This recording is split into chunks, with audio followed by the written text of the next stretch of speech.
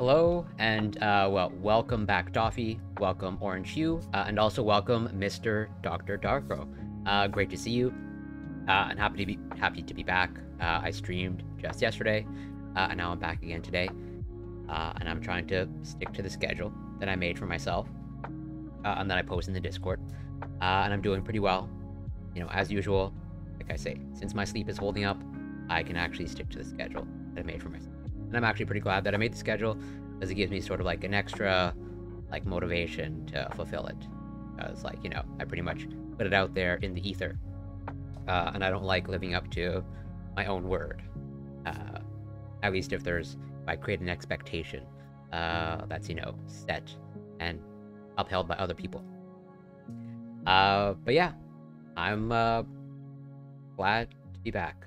And I think I pretty much hit the milestone of like, yeah, I think I aimed for 4 streams from Sunday to today, and I streamed 4 days. So I'm actually pretty happy about that. And hopefully I can repeat that next week. And as usual, I'm going to try and like post a schedule. Probably tomorrow. A schedule with improvements from feedback that I got in the Discord. Because I totally like left out time zones and other silly details. And also, yeah, Dr. Darko, if you want to do that mock debate, totally down.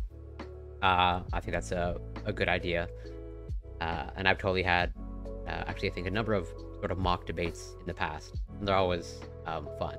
Although most of the mock debates that I've had, they were on like much less serious topics. Pretty much like meme topics. But like, yeah, if you just want to like let me know when you want to do it, sometime next week or the week after, or like whatever, next month.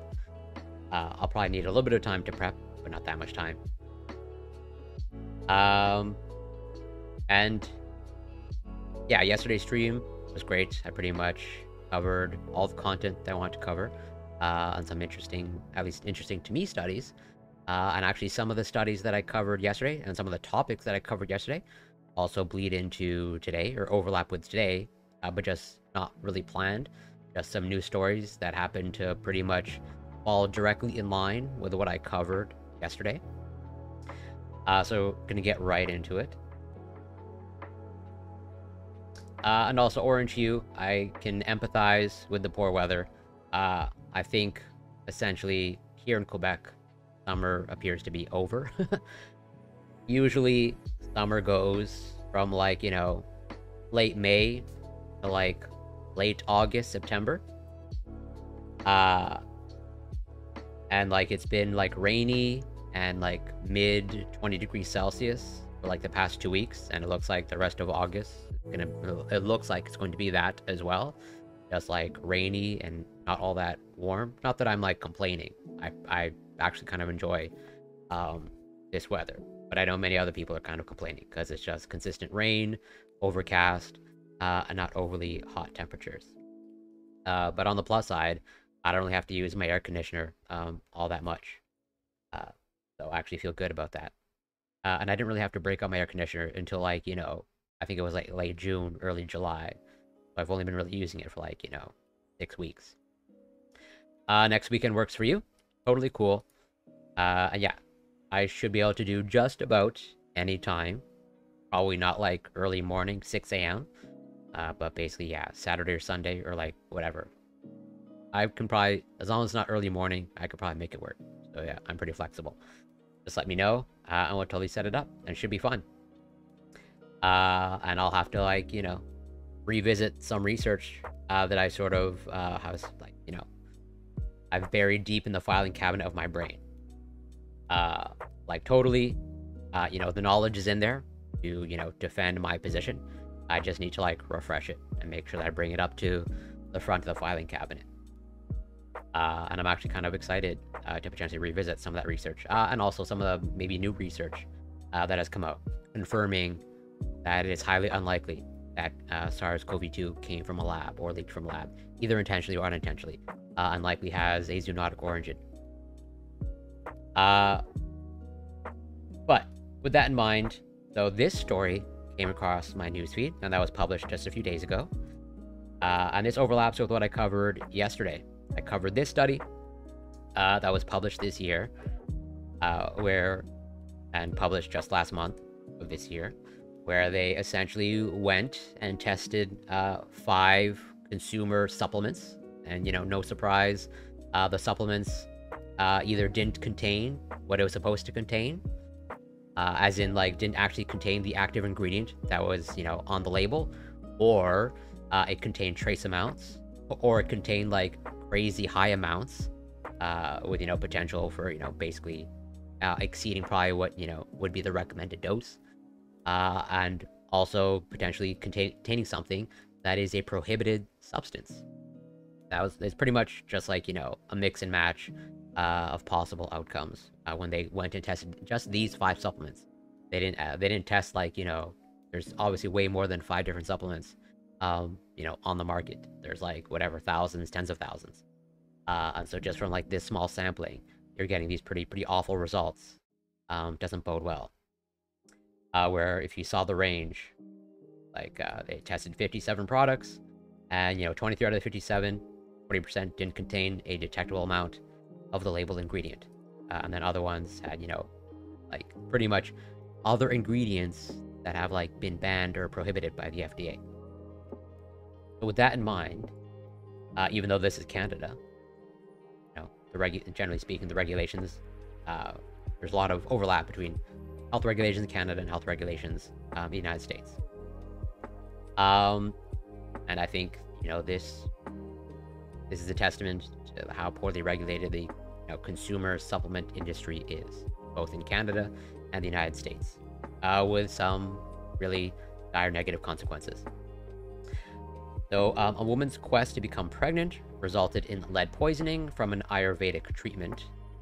The case triggered the seizure of pills from an Ontario natural products clinic and the issuance of government warnings about the risks of products from this business, according to a new report. The case highlights the need for collaboration between clinicians and public health authorities to address the potential health risks of supplements, including the presence of lead and other metals in Ayurvedic products, according to the report. When consumer products may be contaminated with lead, or when lead exposure is linked to sources in the community involving public health, can facilitate broader actions to reduce and prevent exposures to other people at risk, wrote report author Julian Gittleman, MD, MPH, a resident physician at the University of Toronto Dalalena School of Public Health, and colleagues. And their case study was published in the Canadian Medical Association Journal. The researchers detailed what happened after a 39-year-old woman sought medical care for abdominal pain, constipation, nausea, and vomiting. The woman underwent a series of tests, including colonoscopy, laparoscopy, and biopsies of bone marrow and ovarian cysts. Only later did clinicians hone in on the cause of her ailments: Ayurvedic medications that the patient had been taking daily for more than a year for infertility. Her daily regimen had varied, ranging from a few pills to a dozen pills. Heavy metals are sometimes intentionally added to Ayurvedic supplements for perceived healing properties, wrote the authors. They cited a previous study of a sample of Ayurvedic pills bought on the internet from manufacturers based in the United States and India that showed that 21% contained lead, mercury, or arsenic. A case report published last year in German Medical Weekly raised the same issue. Which is, I remember reading this study at the time, published in Science, if I remember correctly. I actually want to see if I can dig it up.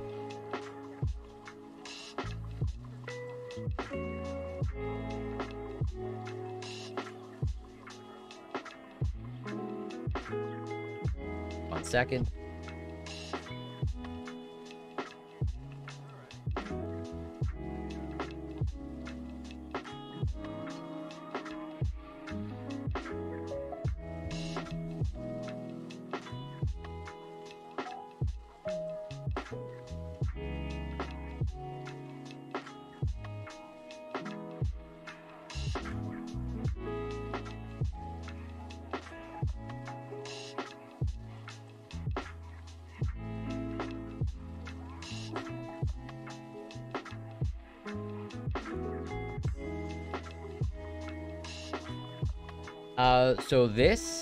So I do use Zotero. I'm slowly migrating to that, so right now this is Mendeley. I'm using that. That's what I originally started using as my reference manager. But since Mendeley has just gotten worse over time, and they are no longer whoopsie. They're no longer supporting the desktop app. I'm slowly moving to Zotero. Uh, I do not like the fact that Mendeley is essentially going to a web-based preference manager. I absolutely hate it. Uh, like, Mendeley was great. I loved Mendeley, like, 4 years ago, when they had the desktop app, and they had the app on your phone. I was a huge user of that, and they stopped support for the mobile app, which is a huge, well, I had a lot on that app. And I also enjoyed, like, uh, well, actually using it, like, with people, interacting with people, saying, hey, I can back up what I'm saying in real time as I scroll through the mobile app.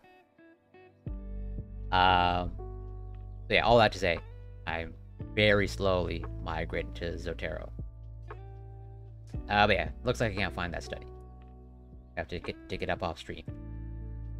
But yeah, melatonin gummies. Regulators in many countries struggle to help consumers understand the risks of natural health supplements, and the challenge extends well beyond Ayurvedic products. There has been a huge and very troubling increase in US poison control calls associated with gummy bear products containing melatonin. I think this is, pretty popular sleep aid supplement. I have totally tried melatonin in the past, which makes sense. I consistently, at least recently, have consistently complained about my sleep, my poor quality of sleep, and I've totally tried melatonin with very limited, if not like no success. But yeah, whether I'm actually getting melatonin, I have no idea. Said Canadian Senator Stan Kutcher at a May 11 meeting of Canada's Standing Senate Committee on Social Affairs, Science and Technology. In April, JAMA published a U.S. analysis of melatonin gummy products, which are noted. In this research letter, investigators reported that one product did not contain detectable levels of melatonin, but did contain 31.3 milligrams of cannabidiol. That seems like a pretty major issue of contamination. In other products, the quantity of melatonin ranged from 74% to 347% of the labeled quantity. A previous Canadian study of 16 melatonin brands found that the actual dose of melatonin ranged from 17% to 478% of the declared quantity, the letter noted. The May 11th Senate meeting provided a forum for many of the recurring debates about supplements, which are also known as natural health products. No, I do not know a chronotype. Probably should.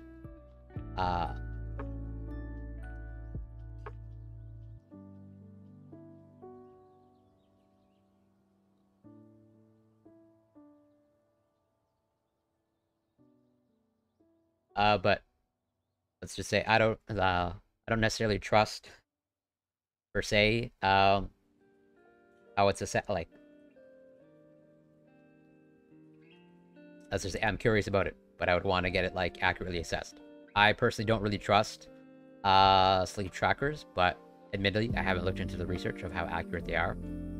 But mostly, I'm mostly skeptical of like a lot of like wearable technologies.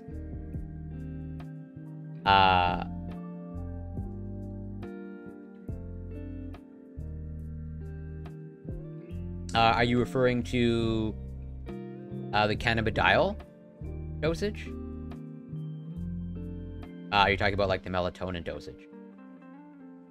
Just so I make sure I'm understanding you correctly.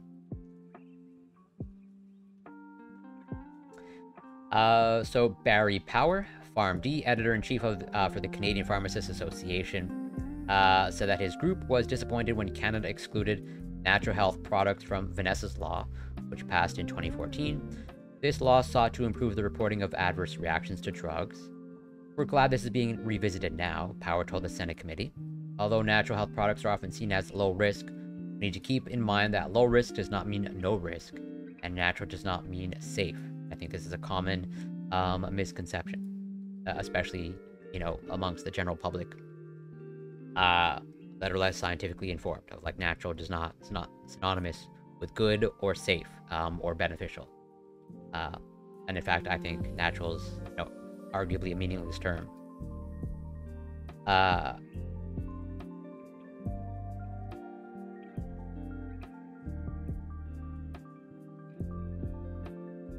yeah, exactly. Cyanide is natural.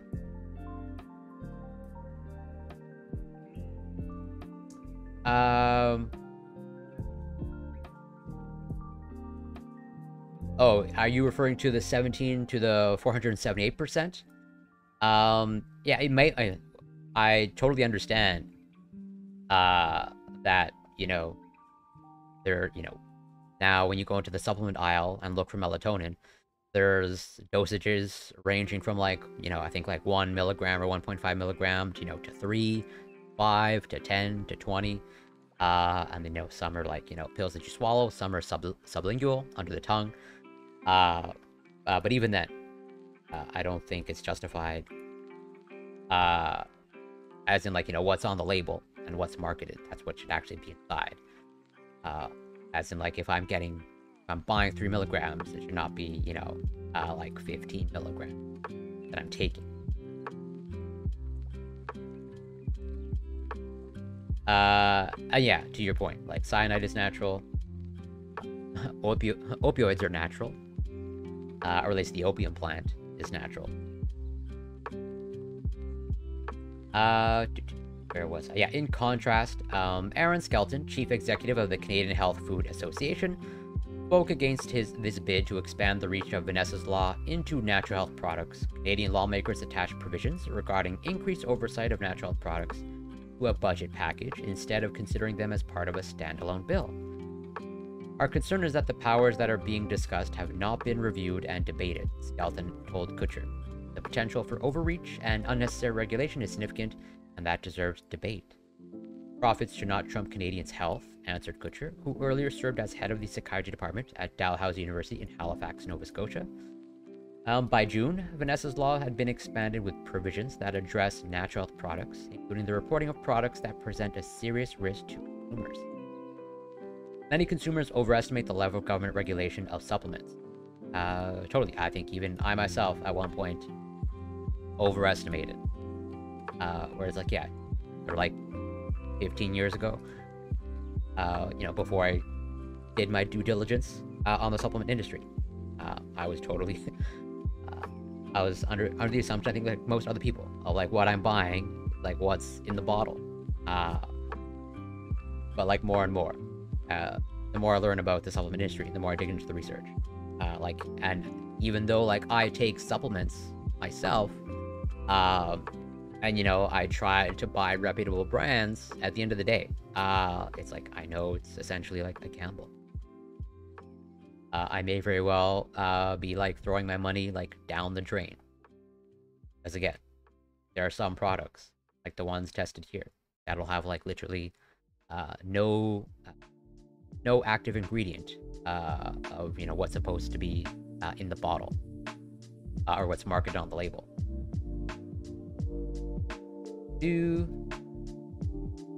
So, Cohen was the lead author of the JAMA research letter about melatonin products, and this is also JAMA research.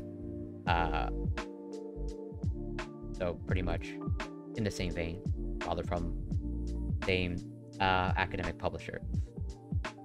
Supplements often share shelves in pharmacies with medicines that are subject to more strict regulation, which causes confusion. It's really hard to wrap your brain around the fact that a health product is being sold in pharmacies in the United States and it's not being vetted by the FDA, Cohen told Medscape Medical News. And I even touched upon this aspect yesterday when I was covering essentially, the accelerated approval process and like the shortcomings there when going through that, and just like the amount of FDA oversight that's required is just like so large that I don't think it really has the resources, or just like not enough is invested into the FDA such that it can actually carry out all the responsibilities that it's supposed to be carrying out. Pretty much in the name, like all food, all drugs, and drugs both both prescribed and consumer supplements. That's just like huge responsibility. I think so. I don't know for sure, but I think it's whatever natural, quote unquote, function is like, yes, you. I don't know specifically to regulate circadian rhythm, but I believe to, like, induce sleep, or pretty much like as a sleep cue. But I believe, be wrong, if I remember correctly, I have seen research where there are other beneficial effects of melatonin. But I don't know. I don't know if that's like its whatever native effect, or like I think you have to take like supra physiological dosages to achieve those effects, as in like the dosage that the endogenous levels of melatonin in your body, I don't think achieve that effect. It's just, I think, through supplementation of melatonin that you get maybe some other beneficial effects. But I haven't delved too deeply into that topic. And that's just me sort of trying to go off of memory of things that I've read in the past. But I believe you are correct, in that it's like a sleep cue. And if you have a reference, that is fantastic.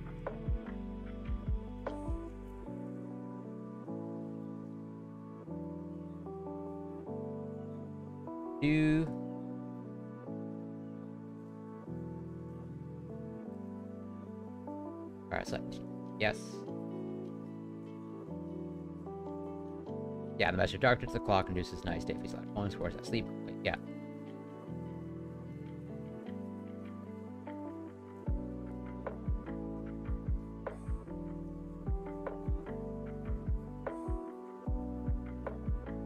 Yeah, that makes sense, and I'm sure there's a whole host of other effects.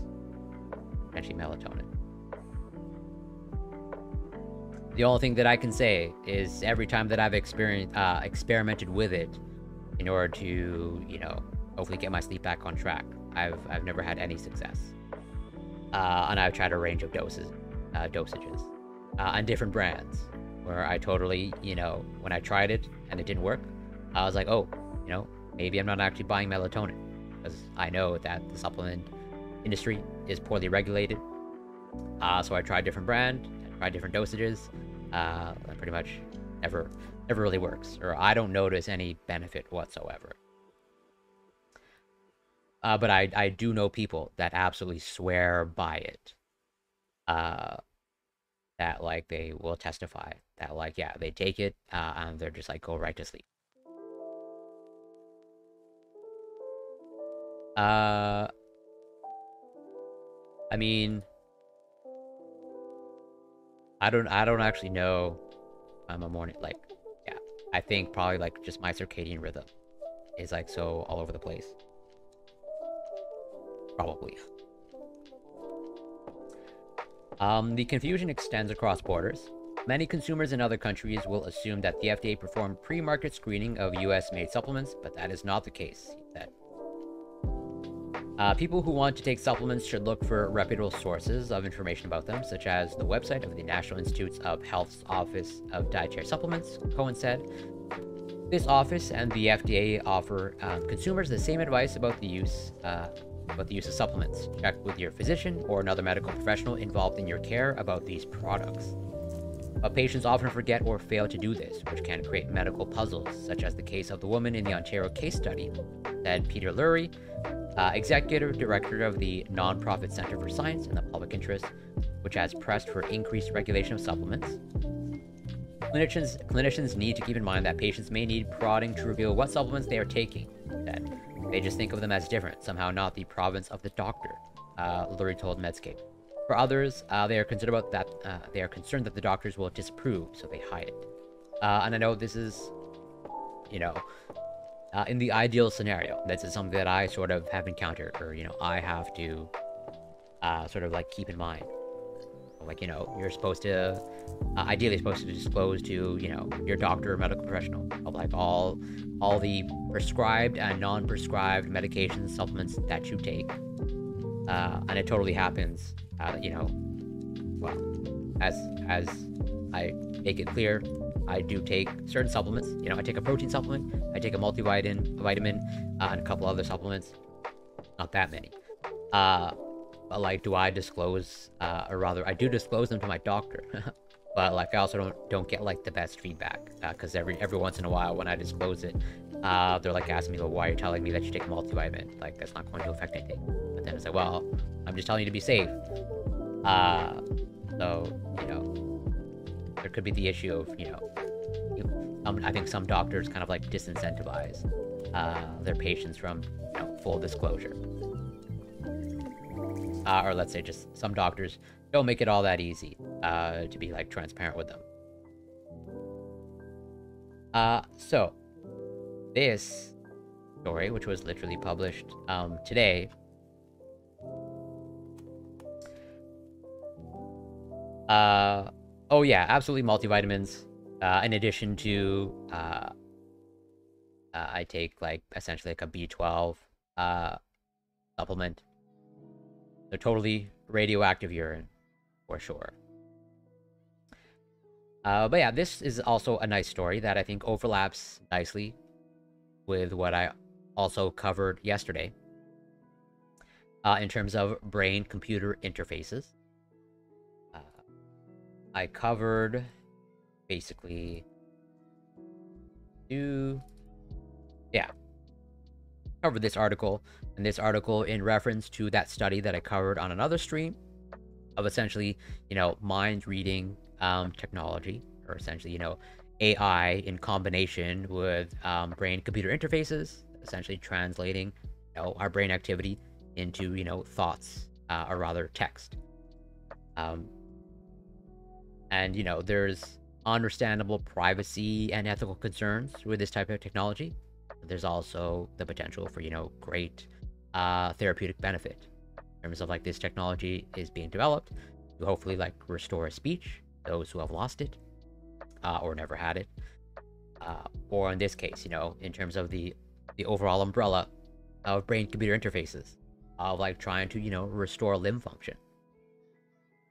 So, brain-body linking microchip helps paralyzed man regain movement in arm.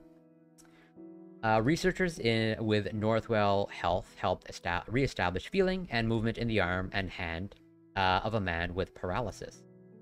In a groundbreaking study, they implemented microchips into the man's brain and harnessed artificial intelligence to rebuild connections between his brain, spinal cord, and body. The man has also experienced lasting gains in his wrist and arm outside the laboratory. The researchers expect their thought-driven therapy technology to help people with paralysis live fuller, more independent lives. And this is, also one of the grand overarching goals of, these brain-computer interfaces and AI, sort of like translating your brain activity to like something else, either text or, a signal to a limb. That's it. You mean the development of this technology, like restoring limb movement and speech, is ableist?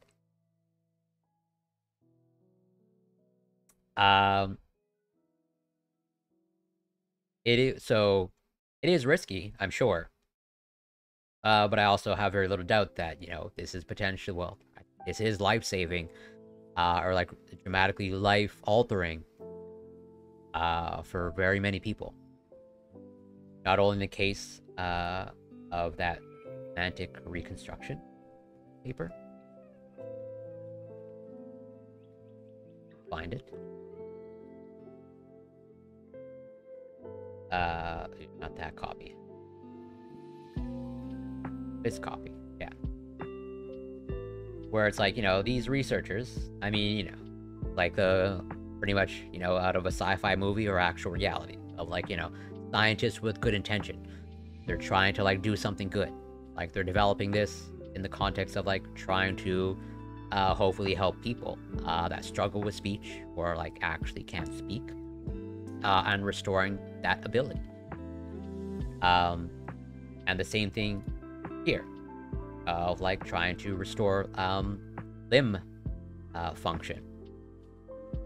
So it's like, I think I have virtually no doubt that they have good intentions, but we're developing a technology that like, yeah, there are very serious privacy and ethical concerns that we probably think we have to grapple with them sooner rather than later. Uh, and I think, uh, you know, as this article that I went through yesterday, we are trying to grapple with them. And it looks like some countries like are taking measures to at least try to get ahead of the problem. Whether it actually happens or not, different story. Yeah, if they made a pill that cured dysphoria without gender affirming care, isn't that technically? I think it would only be that way if it was forced upon them without their consent. I don't. Obviously, I can speak for that community. I'm not a part of it, but I would suspect that they wouldn't have issue with the development of that type of pill, but as long as it's not forced upon them. And that they can choose which treatment that they actually want, just as with any other, well, not any, but for many other patient decisions, it's not just a doctor, paternalistically, telling you what to do, just like giving you orders. It's like presenting treatment options. At least that's how it works when I go see my doctor for my treatment plan. It's fine for now, of course, but a future where there's a distributed self will need some planning. 100%. I remember when I punched you. Yeah, exactly. Well, that might not actually be that may actually be a reality in the future, or something we'll have to grapple with in the future. Like, I know you're joking, but I think your joke is actually closer to reality than you might think. Health experts have long held that severe spinal cord injury damages central nervous system function beyond repair. However, researchers at Northwell Health in New York have been challenging this assumption with a game-changing breakthrough. In March 2023, bioelectric medicine researchers, surgeons, and engineers at Northwell's Feinstein Institute for Medical Research successfully enabled a man to move and feel with his paralyzed arm and hand. And so this is like, pretty large collaborative effort. I have no doubt it's multiple researchers, multiple surgeons, and multiple engineers, and I'm sure people from other disciplines coming together. In their novel clinical trial, the team performed a 15-hour open brain surgery to restore communication between the body and brain of Keith Thomas of Massapequa, who has been living with paralysis since 2020.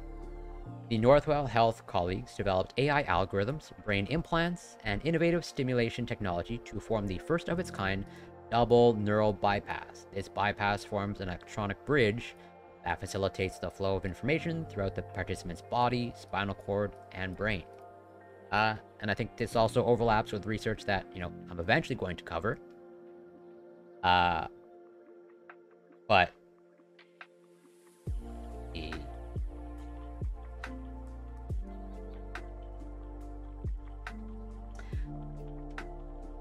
in the story that we're reading, whoopsies, why did I just close it? What I wanted to do.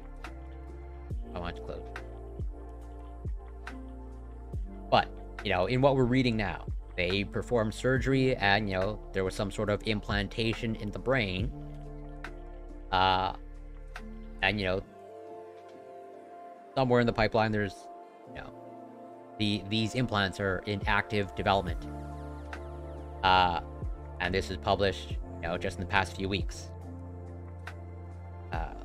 Where it's like, yeah, pretty much like 2-3 weeks ago. Of like pretty much an even better, or potentially better, this is just in mice, or rodents rather, and so, not scaled up to humans, but still pretty much like another further step forward in kind of like these brain implantation technologies. This is more for like brain recording, but I think this pretty much like falls in line exactly with that, because they need to do some sort of brain recording here, and then like with the AI algorithms, pretty much like translate, brain activity into like limb movement or limb sensation, I guess, in this case. Yeah, exactly. If they start forcing on people, for sure. Removed to right, but should I be removed to right to willingly take such a pill, just because others feel threatened by? Yeah, that is a valid question. Chad, Bouton, professor in the Institute of Bioelectronic Medicine at the Feinstein Institutes, developed this technology and was the trial's principal investigator. This is the first time the brain, body, and spinal cord have been linked together electronically in a paralyzed human to restore lasting movement and sensation. So in a 2022 study, European researchers identified neurons associated with walking.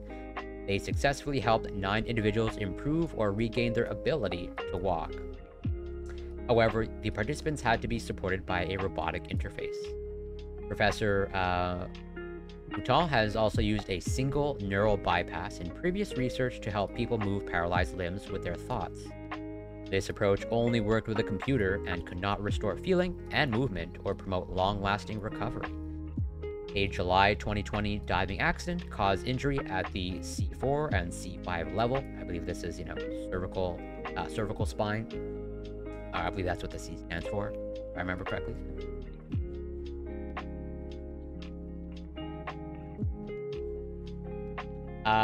Yeah, exactly. C1 to C6. Yes. The present clinical trial aimed to restore lasting physical movement beyond the lab. The researchers also hope to help the subject regain his sense of touch. Dr. Adam Stein, Northwell Health's Chair of Physical Medicine and Rehabilitation, collaborated with Feinstein Institute's clinicians and researchers to map out Thomas's brain. They used functional MRIs to help locate the areas involved in arm movement and the sensation of touch in the subject's hand. The MRIs also helped the researchers see where to insert the motor and sensory electrodes. Brain surgery with real-time feedback. Having gathered this critical information, the surgical team performed an intense 15-hour surgery at North Shore University Hospital in Manhasset, New York. At some points, Thomas was awake and able to tell the doctors what sensations he was feeling in his hands. Which is like, yeah, since the brain has no nerve endings, there's no pain sensation in the brain. Or rather, you can touch the brain and there will be no sensation. Dr. Ashesh Mehta, one of the lead surgeons in the procedure, professor at the Feinstein Institute's Institute of Bioelectronic Medicine, and director of Northwell's Laboratory, blah, blah, blah, said, because we had Keith's images, and he was talking to us during parts of his surgery, we knew exactly where to place the brain implant. The team placed 2 chips in the area of the arm responsible for movement. They inserted 3 more in the region of the brain responsible for feeling and touch in fingers. So thought-driven therapy and neural bypass. This is where, the translation of, brain activity, the translation of, thoughts in your brain happens with AI. Thomas was taken to the lab where 2 ports connected his head to a computer that uses AI to capture and translate his thoughts into action. This thought-driven therapy is the basis of the double neural bypass approach. The bypass picks up and reads the subject's intentions, sending electrical signals from his brain implant to the computer. The computer then conducts signals to electrode patches placed over his spine and hand muscles in his forearm to stimulate function. Sensors at Thomas's fingertips and palm transmit touch and pressure information to his brain to restore sense. How big are these chips? Seems like there's not much room for a circuit board. I would have thought just probes from external process. That's an excellent... So I don't know how photorealistic this picture is. It looks like it's, just some stock photo, so I don't put much stock in it. But maybe we can get an idea from this paper, because they are actually, although these are essentially, endovascular probes, these are not like processing chips as far as I can tell. It's just to grant the ability to brain record, but it's not doing any of the processing. Let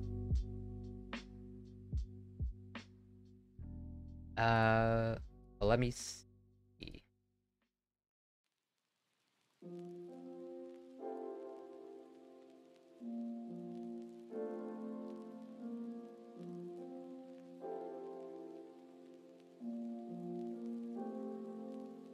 I have to dig up some papers, but I don't believe they're very large. Like, even though I think this is a stock photo, like, I think they are, like, quite small. And I believe, like, generally speaking, they will, you know, before scaling up to humans, they'll, like, start in a rodent brain. And a rodent brain is, like, not very big. I don't know the exact size, but it's, like, quite small. As sort of highlighted here.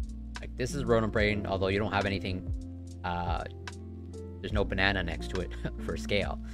But they're, like, they're very small. And so I think the microchip is, like, actually quite small. Oh, and Dorkimus Prime, welcome. Thank you so much for passing by. I hope you're doing well. Isn't the main issue with chips and other electric powered implants that a significant portion of the population's immune system starts to go haywire? That is an excellent question. I believe I haven't dissected this study yet, but they talk about it here. So here, they're actually inserting probes. So it's not like processors, but it's the overall, you know, same sort of principle. You're implanting something sort of electronic or foreign into the brain, and they assess that. This is in rodents, so it might not hold true for humans, but they explicitly say that it's minimal immune response, and that appears to have, like, decent long-term stability. So it is a valid concern and a valid question to ask of, you know, pretty much, like, will the brain actually start rejecting it? But I think for these things so far, they appear to hold up quite nicely. There's all sorts of other concerns, like his arms start spasming when he accidentally goes near radio transmitters. I would so this is where I'll rely on the experts. I can't speak to that. I just kind of assume. I'm pretty sure, you know, a radio transmitter would not be able to interfere with that. But I could just be totally wrong on that. But that seems like something that would be, like, teased out in the fundamental research of, like, you know, it would be a major oversight if, like, you know, they do all this research and development and, you know, they start in rodents, but then, like, you know, they forgot to, like, check of whether, you know, just other existing technology in the world will interfere with it. It's like, yeah, that would be just, like, a huge oversight if they didn't like tease that out during the early development phase. But I could be totally wrong about that. Meaning at the implantation that you'll have swelling, inflammation, etc., and having that near the skull can obviously cause some serious side. Yeah, totally. And that's, I think, maybe one of the reasons why, like, it looks like the probes are getting, like, thinner and thinner and smaller. Like, where here in this one, again, this is in rodents, and this is, like, you know, pretty much at the forefront of research and development, because it was published, you know, like, less than a month ago. But, like, yeah, like, we're able to, like, get inside a sub 100 micrometer scale blood vessels, a neural probe that can be implanted in that. So, like, you know, super fine. Like, what is the width of a hair? I can't remember.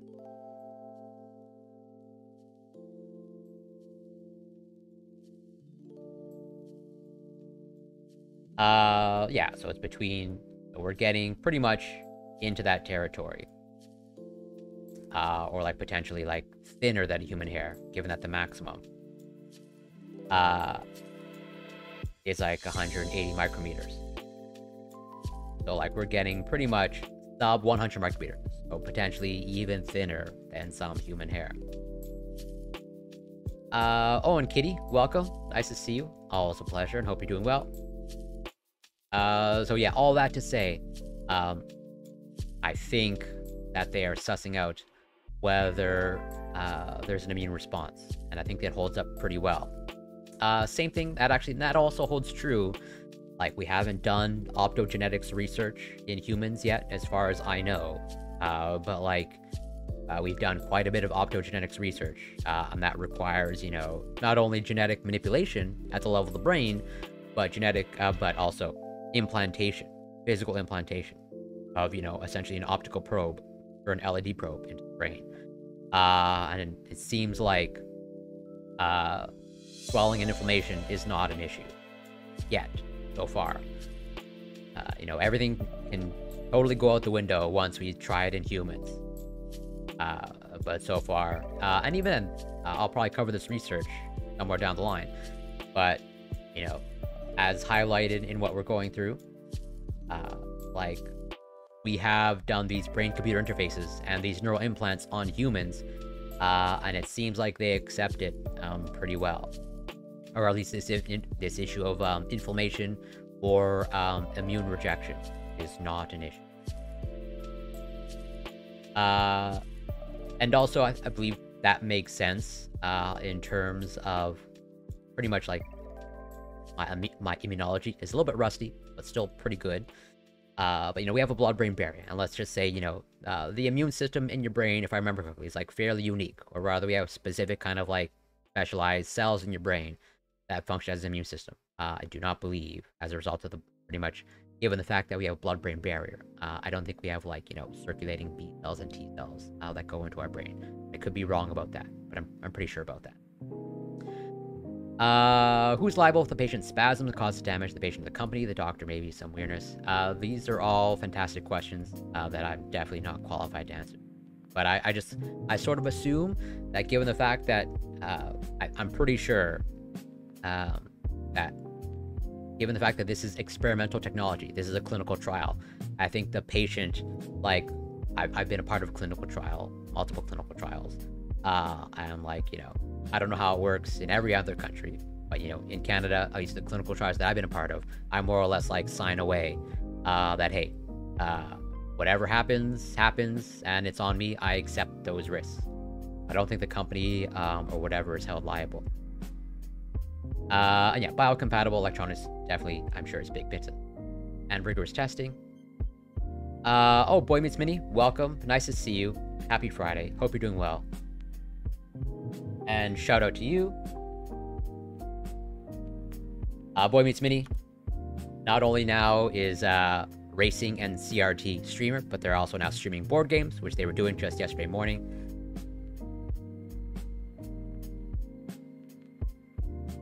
Definitely check them out.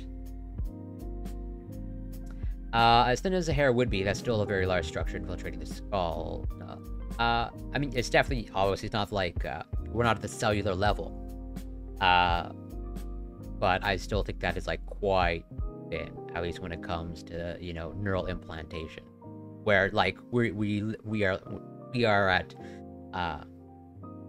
sub, blood vessel size, as in, like, we are narrower than the diameter of some blood vessels. That's pretty much what this research is like about, or rather touches upon that, of like we can implant inside the blood vessels. So like we're smaller than the actual thing, some of the things that actually provide blood supply to the brain. So I think we're on pretty reasonable scale, I think, but I'm not a neuroscientist. Hi to you, and definitely, everyone's lovely. Maybe one's own stem cells could be used to grow compatible encapsulating volume for the wires and chips. I have almost very little doubt that is happening. It's like, yeah, that is almost like the natural extension. Clinical trial taking xenon. The element.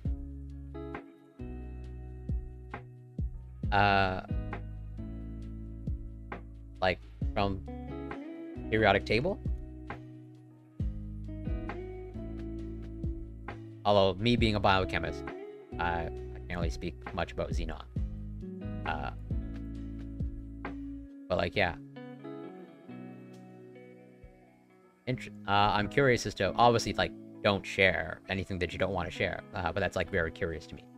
I've never heard of xenon being a therapeutic for anything. But hey, that sounds cool.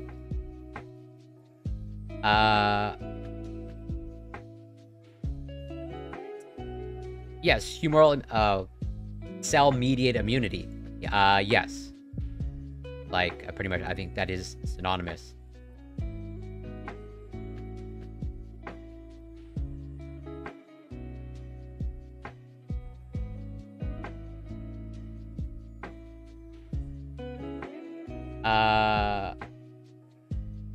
Or okay, in contrast. Sorry, yeah. It contrasts to cell-mediated immunity. Humoral immunity, yeah. Yep. Again, like I said, my immunology is rusty. But yeah, I don't think you find well,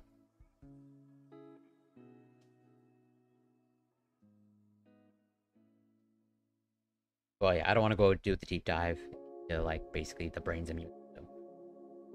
That's like a whole other tangent. So health experts. Oopsies, nope, that's not where I was. Do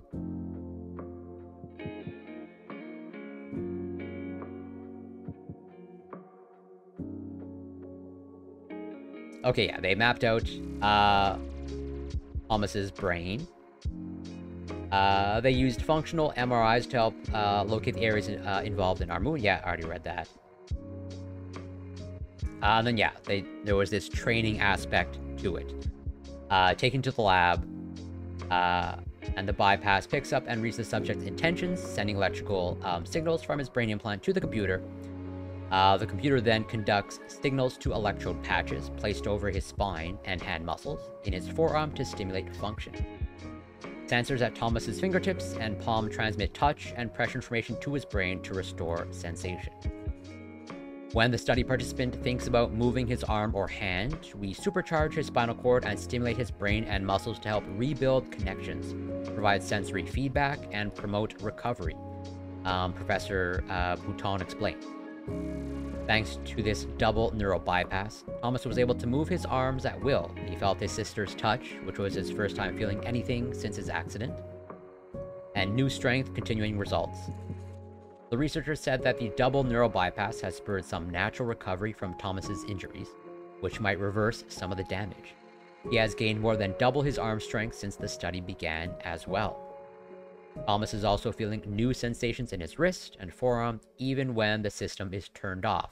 So it's almost like this, at least based off how they're describing it, how I'm understanding it, it's kind of like a dual role effect of like, you know, it's restoring function while also pretty much being rehabilitative, as in just by stimulating these pathways, you know, kind of in the vein of like use it or lose it. But in this case, they're like forcing use, and therefore like pretty much like the brain, or like, you know, yeah, the brain is like trying to catch up, and kind of like sort of like remap or like reforge the connections, or at least on that pathway to that.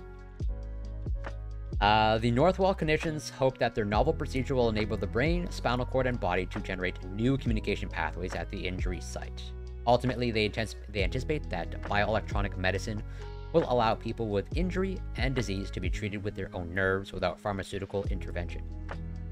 This type of thought-driven therapy is a game changer. Our goal is to use this technology one day to give people living with paralysis the ability to live fuller, more independent lives, Professor Bouton said. So, I mean, yeah, now that I'm thinking about it, like, this is almost, you know, in the vein of, like, pretty much, like, forced physical therapy to a certain extent. As in, like, obviously, you know, thankfully I've never lost my ability to walk. But like, I also do know someone, like, who have a friend that has, unfortunately, suffered a spinal cord injury. And, like, they had to go through intensive physical therapy. But, like, part of the physical therapy, it's like, yeah, you know, my friend pretty much, like, lost the ability to walk, and, like, lost most of his sensation in his legs. But some part of the rehabilitation process, or, like, the physical therapy process, was, like, kind of, like, forcing movement, as in, like, having the physical therapist, like, move my friend around. And that somehow, you know, helps the rehabilitation process, or, like, helps the brain kind of, like, try to reform some of those connections. And my friend has totally, like, recovered, not the full ability to walk, still has mobility issues, but they can walk. And, like, it was a very long and arduous process.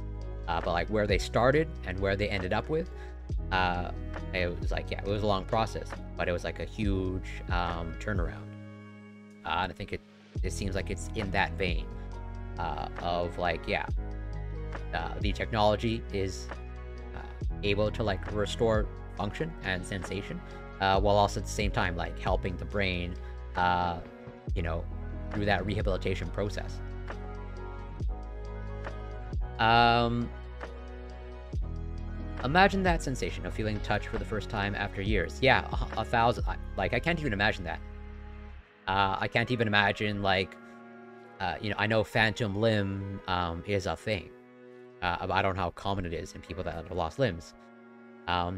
Like, yeah, I can't imagine like having a limb and not having like any, the most that I can sort of like empathize is like, I have had an epidural, and I've had large portions of my body numbed, but I still have like the visual like feedback, uh, as opposed to like a lost limb, unlike just like nothing, or like a limb that's there that has like no sensation whatsoever, but then sensation is, yeah, that's, as you say, miraculous. I don't think is, I don't think there's any other word that can describe it.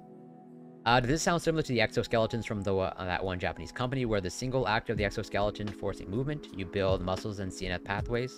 So I don't know the exoskeletons, but I can totally, based off how you're describing it, that pretty much like sounds like in that vein.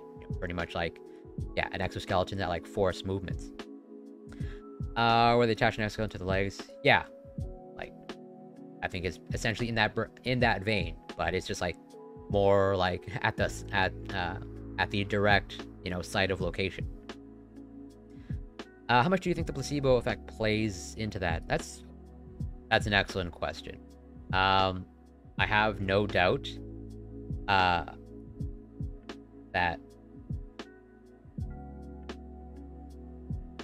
like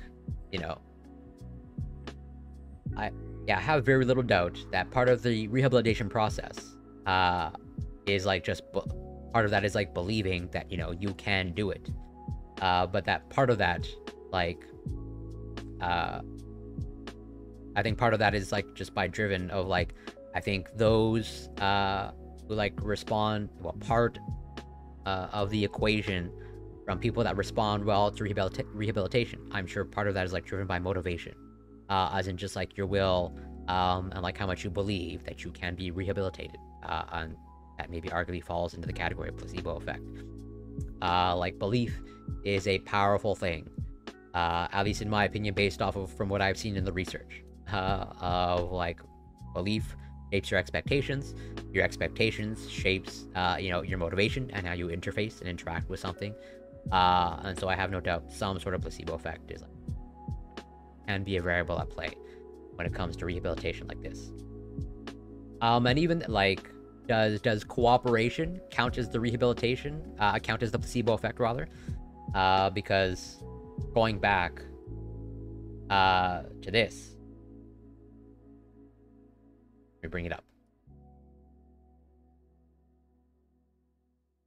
From this research, when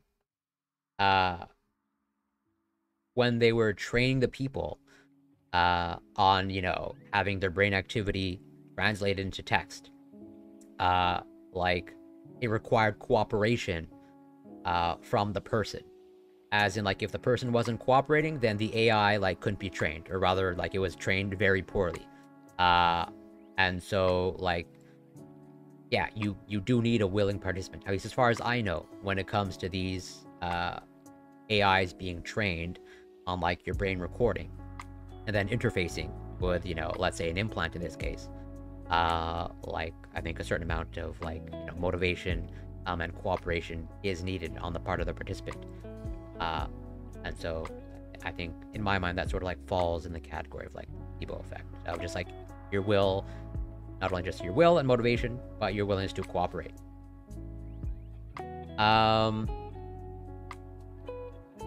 Do you know if there's usually a clear one-to-one mapping between a muscle patch and the particular nerve right up to the brain, or does the nerve split and recombine a few times, like a small pre-brain neural preprocessor? I need to reread that just to make sure. One. your one-to-one mapping between a muscle patch and the particular nerve right up to the brain, or does I think that is an excellent question. If I remember sort of my basic anatomy and physiology, I think it sometimes depends on the muscle, but I think generally speaking,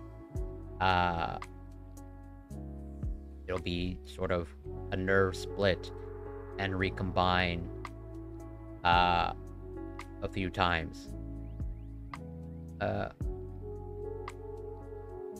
would have to like double check, fact check myself on that, but I lean towards splitting.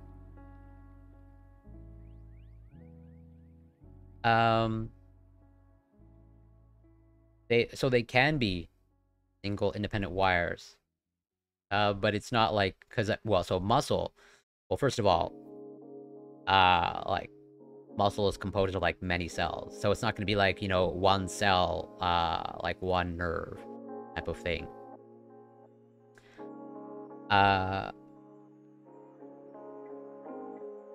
Bench press, definitely fitness questions are welcome here.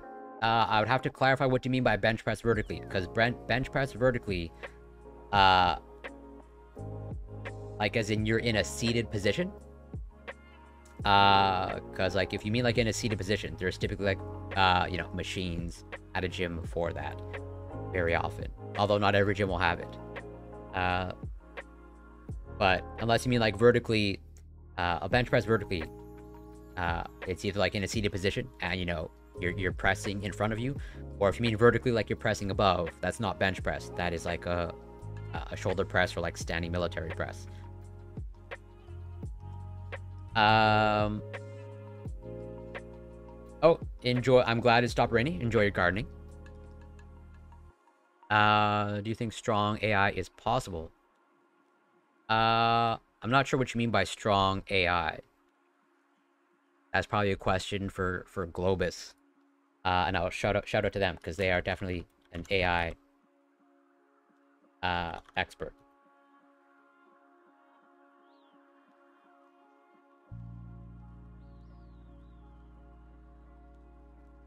And yeah, no doubt that he will provide. Okay, well that's a very sophisticated piece of equipment. I'm not even sure like what would be the use of that. Obviously, you know, do whatever you want.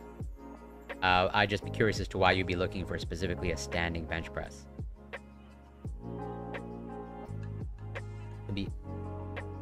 I can only pretty much like reiterate points that I've heard from other people more informed on AI.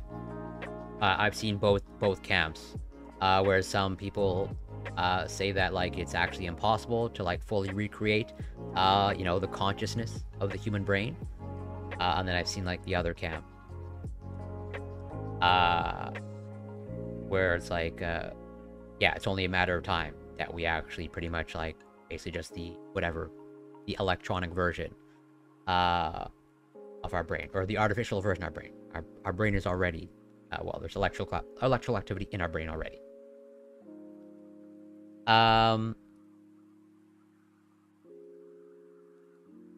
So that's fair. What I would say is like, are you, because you should not be maxing out every bench press session. I'm sure I've mentioned this before during some of my workout streams. Like, unless you're looking to like, you know, do a PR or like test out your 1 rep max. But yeah, it is a valid concern. Like, so bench press safety is a thing. Then totally, you know, bench pressing alone is not the place to like test your limits or like test out your max.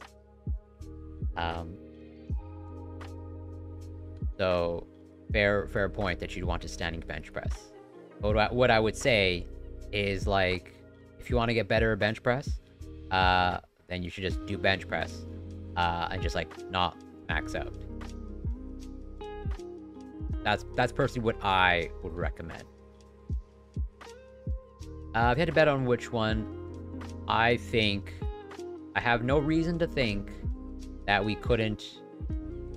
I have no reason to think that might stem from ignorance, but I have no reason to think why we couldn't mimic the the full functional human brain in whatever computer form or circuit board form.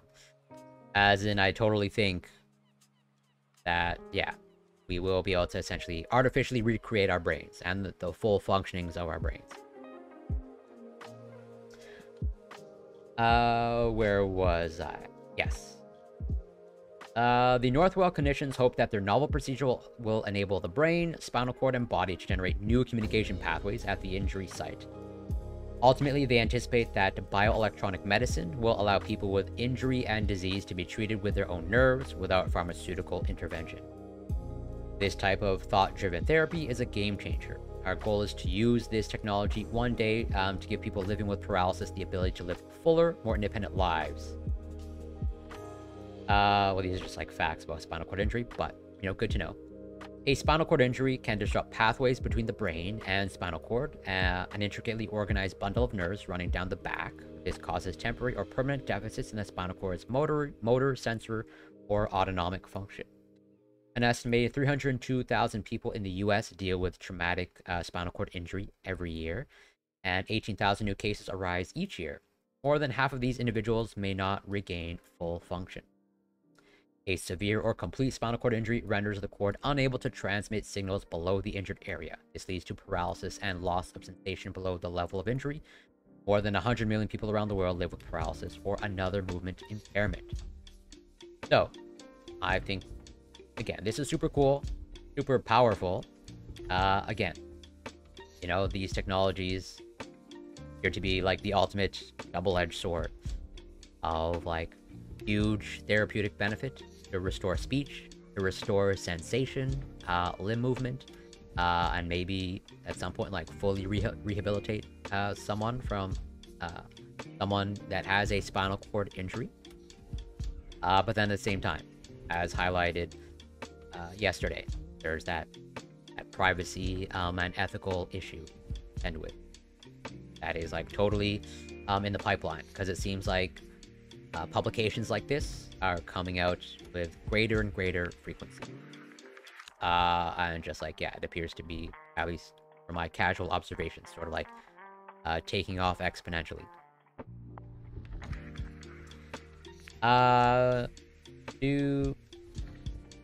So I'm gonna cover this. This is more or less just a preview of future content, because I want to dissect this paper and probably do a much deeper dive on this particular paper. But I think it's really cool. Pretty much, engineering bacteria to detect tumor DNA. This is way more right up my alley because, well, it's synthetic biology. Although I'm not a synthetic biologist, but I have a pretty good foundation in molecular biology, and I've totally, dabbled a bit in synthetic biology, and I've actually sort of, well, yeah, on a tangent, I've been part of a team that, participated in a synthetic biology competition. But yeah, I think this paper pretty cool, or at least I'm assuming it's cool because I haven't dissected it yet. But like, yeah, the data here and the results here are pretty much way more readable to me than like the neuroscience papers. But with that, moving on to the main topics. I have some research. Genetically sequence everyone? I don't know about that. Okay, so what I wanted to cover is some climate change issues and research, or rather, an issue that is informed by the research, and that, this is like, appears to be, so I'm Canadian, but I'm covering like an American issue of the Colorado River, and heat waves. But starting with, the Colorado River issue, there's this research to, where is it? Here. It's about the Colorado River. And that it appears like it's essentially, maybe not like fully drying up, but like, it's essentially like the level of the river is getting lower and lower. And actually I do have a shorter article that sort of like that has a nice figure that highlights that. Oh, just like pretty much over time, the water level, I think like as of like last year, it's pretty much like at the lowest it's ever been. And people, a large amount of people rely on this river. I think it's like 40 million people. And so it's like, well, what do we do? Given the fact that, it seems like climate change is accelerating pretty much like water loss from this river. But I do have a video, I think that hopefully gives a nice primer on it that we can watch, or that we're going to watch right now.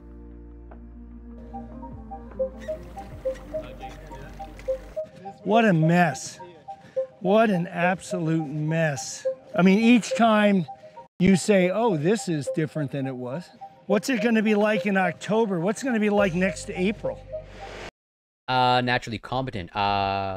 If you're talking about this paper, does it say naturally competent? But I would assume, yes, naturally competent, in that its ability to take up DNA, well, naturally competent, taking up DNA or genetic information from the environment.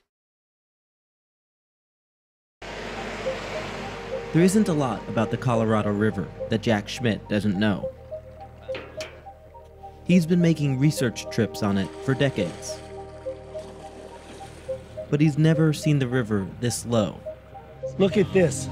Yeah, you used to be able to back a truck in here right into the water. Is this new this year, essentially? Yeah, it's happened within the past 6 months. I am stunned by how horrible this is. The Colorado is the lifeline of the American Southwest. It runs nearly 1,500 miles, supplying water and electricity to 7 states and Mexico. Some 40 million people rely on its resources. But 20 years of drought, made worse by climate change, have brought things to a moment of crisis. This part of the river was once the upper end of Lake Powell, one of the 2 main reservoirs. Lake Powell filled for the first time in 1980. That concrete ramp was filled with houseboats, people backing in motorboats, people water skiing, and now look at that. Essentially, 1999-2000 was the last time the water was up at the base of that concrete ramp. And now it's lower than it's ever been since it filled. It's not only Powell. Lake Mead, the river's other major reservoir, above the Hoover Dam, is only about a third full. Unless things change, which they won't. This month, officials will declare a Tier 1 shortage, for the first time ever. That means next year, major cutbacks are coming, starting with Arizona farmers. When that happens, a lot of farms will look like Nancy Kaywood's. She relies on water from another river, a tributary to the Colorado. But it got so low, she was totally cut off in April. So this out here, just looking at this, I mean, is this... Take a look. Is this dead now? Well, we don't think it's going to green back up. What were you growing here? Alfalfa. Uh-huh. See the seed lines? Uh-huh. And how it's just all dead. Our dam has no water. We have no water, period. So this is my granddad, and he bought the farm in about 1930, and here he's in the 40s, and he's listing a field getting ready to plant cotton. It's an amazing photo. It's about the only picture I have of him on the farm. And this is our family. This was out in a cotton field. It's really hot. Everybody's squinting. It was in August. What I'm struck by looking at this picture, you said it's August, but you're standing in a bright green field. Beautiful green, and it's right over where that dead alfalfa is. So I don't, yeah, totally fair. And, you know, we'll get to the article, but the article touches upon this of like, you also maybe don't like, you don't encourage like massive development like in this area. Of like, or at least, it's a little bit straight. I don't know people moving here. I'm sure like people, obviously there have been people that have lived here going back generations. Um, but like, yeah, but it seems like this area, uh, like is under active development, as in more and more people. Like there's a population increase. And like it's pretty much, as we're gonna see, as highlighted in the multiple articles that I have, like it's a combination of climate change, that's reducing the amount of water available, and also pretty much like the number of people there that are like that need this water. Just like less water, but more and more people are like coming to this area and that need access to this river. It's very bizarre situation. Big yeah, totally. Yeah, agriculture is also another issue. Isn't that gorgeous? And that was taken in 2019. I feel like we've been talking about this moment as a future thing for a long time. This idea that there's going to be a time when we have to reduce water usage. We have to pay attention to that. But being out here, it feels like that moment's here already. It's here. Here we are. And there's no turning back. No. Right now, the population is not going to feel affected. Farmers are going to feel it. Does that create a little bit of a divide where farmers are in? And as I'm going to hopefully show with the research that I'm going to show, it's like, there have been some of the research, well, at least one piece of research I'm going to show is like over a decade old, and they're like making projections. And you'll see that they'll talk about like, this research like goes back decades of like, hey, we've known about this issue for a while, but like the warnings were, as usual, never heeded. I'm like, well, now we're in that situation. That looks like it was predicted. In this place where you're doesn't taking seem the fair to me. Yeah. I think it does. There's a big push for land development here, encouraging industry to come in here, new businesses, which means more homes. And as that happens, they're going to be using water just like we are. The decisions over who loses water first were largely made back in 2019 as part of a drought contingency agreement between the states that use the river. It took 6 years to work out and was set to expire in 7. That means negotiators are already starting to worry about how they'll do it all again, with many states still trying to build new pipelines and developments, and even less water to go around. Tom Bushatsky is responsible for making Arizona's case and navigating all of these tensions. Starting with the drought contingency plan discussions in 2018 and 2019, we have been talking about climate change and the hotter and drier future, really putting that point out there to the water users that we have to be prepared for that. And I think a lot of what's going on with the Colorado River is the hotter, drier future is already here, and it might get a little bit worse. Is it fair that farmers who ostensibly are doing something that's sort of essential, growing food for us to live, that they're having to cut back when other people are watering their lawns and not having to limit their shower length? That is a debate that has been growing, but the way the legal priority system works for water supplies, the farmers have that lower priority than the cities. Do you think as this gets harder over the coming years that the interstate negotiations are going to get trickier? So the harder it is in your state, the harder it will be between the states. So the answer is clearly yes to that question. It remains to be seen what will happen. I know that we collectively will negotiate something. We will. What it's going to be, I don't know. When it's going to be, I don't know, but failure is not an option. It isn't. Because otherwise, Mother Nature's going to take over. I do not believe so, Doffy. The history of California, Arizona agriculture is whites. Totally. That is my understanding. Well, fortunately and sadly. No easy answers for this, are there? There are not. And in water, there never are. Do you think we're at a critical point? I think we're at a point where the old ways will not suit us going forward. So we are at a political critical point where we need to really have hard-nosed talks about where is the best place to use water to do the best good for human society. We have lived with the imagination that there is more water to develop, and so we can increase development and it won't hurt anybody. But it is a zero-sum game. There's not any more extra water to develop.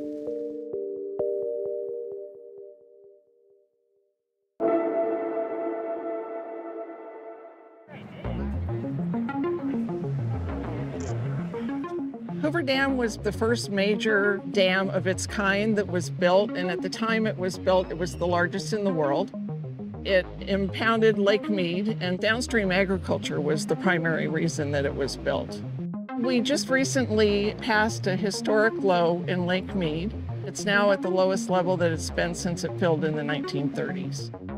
In 2000, Lake Mead was at about 95%, which was about 15 feet below that walkway right now. Just 20 so years ago? 2000. Wow, that's kind of impossible to picture right now, standing here. It's dramatic. Do you expect it'll get back to that point? We need at least 4 or more years of consecutive good runoff into the upper basin, good snowpack, for the reservoirs to be able to rebound completely. Can you talk me through what these structures are? These are intake towers. Water goes in, spins a turbine, which spins a generator and creates hydropower, which goes out to all of these power lines that you see. That's how Las Vegas is lit up at night. Las Vegas is lit up at night, and Arizona and California also receive power from Hoover Dam.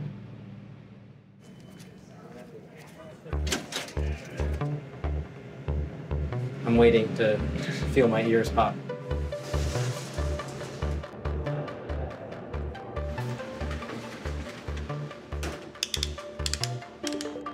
We produce our own power. These are little generators. There's one on the Nevada side too, and this is the power for the dam itself. For the dam itself. The way it works, as the reservoir level is high, there's more pressure pushing the water in to the pipes to the turbines. As it lowers, there's less pressure. Is there a lower limit to how little water there can be in here for them to still work? Elevation 950 is the lowest that we'd be able to go and still produce hydropower. The water level at Lake Mead is currently around 1,067 feet. So if the water level gets below 950, this dam will no longer really function as a generator of power. That is true, but we don't anticipate that happening. Right. Is it a little despairing for you to come out and see? It's concerning. I mean, all of us are concerned, but I also have a lot of faith in the people that are working on the problem.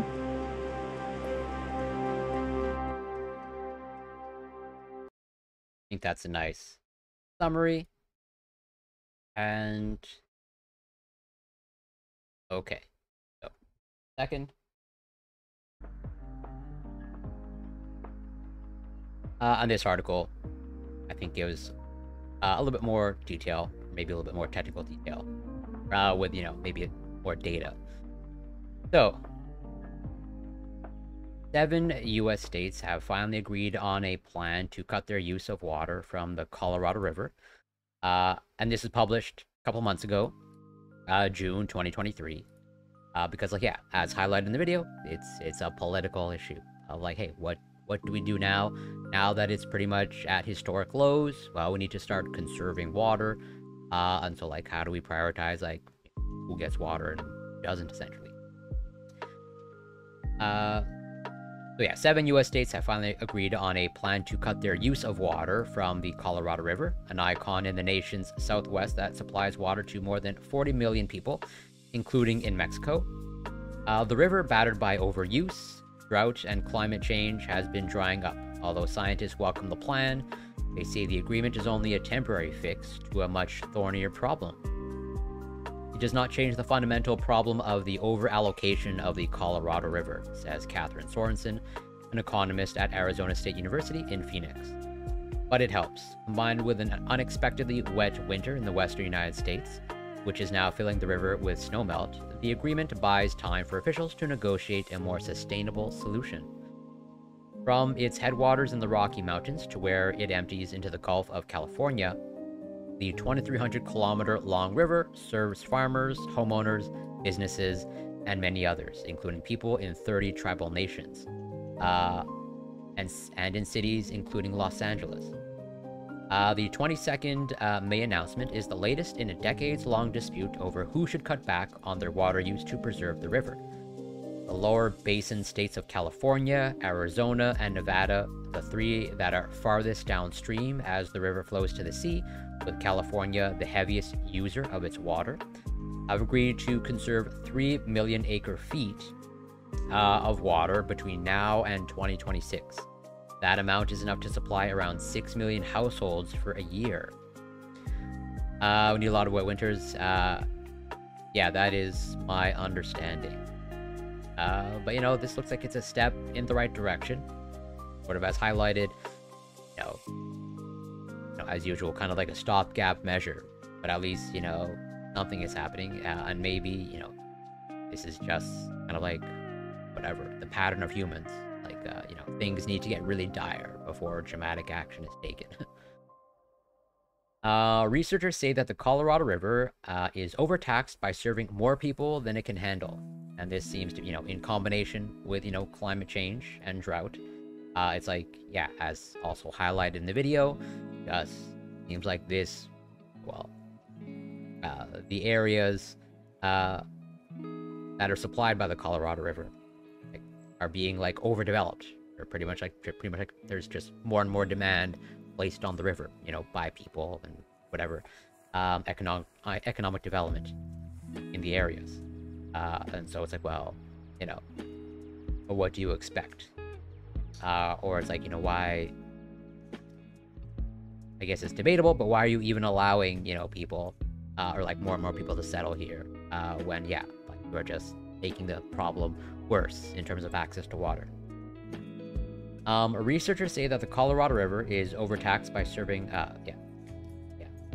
no, I didn't read that. Research serving more people than it can handle in part of the country that doesn't get a lot of rainfall.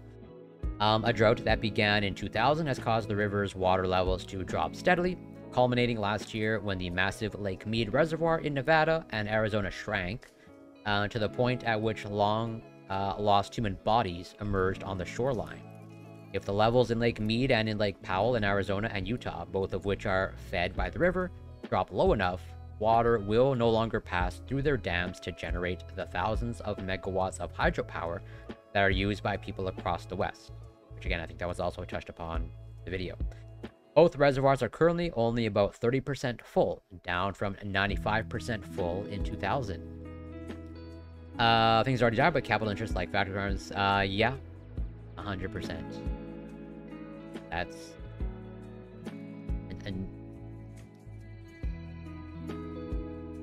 yeah, until like there's some sort of like massive uproar that like spurs change, unlike dramatic change. Yeah, you get measures like this that just kind of like kick the can down the road, sadly. One bright spot in the Colorado River outlook is this winter's heavy snows, which are now melting from the mountains and feeding the river. As a result, lakes Powell and Mead are starting to rise faster than they have in recent years, but scientists say that it is a rare event and not something to be counted on in the future. This 1 year doesn't get us out of it, says Jack Schmidt, a geomorphologist at Utah State University in Logan. Climate change, however, is plodding and relentless, and is expected to increase the frequency of droughts in the Colorado River Basin. Every temperature increase of 1 degree Celsius in the upper part of the river basin leads to a 9.3% drop in the river's flow. The U.S. Geological Survey has estimated long-term strategies are needed to account for the inevitability of climate change, as well as the uncertainty of wet and dry seasons, says Kevin Wheeler, a water resource engineer at the University of Oxford, UK. Reducing water use is a linchpin of all such plans in California and Arizona, for instance. Water management officials are ramping up plans to recycle wastewater into drinking water. Some are experimenting with encouraging changes in residents' behavior by, for instance, charging more for water in the summer than in the winter.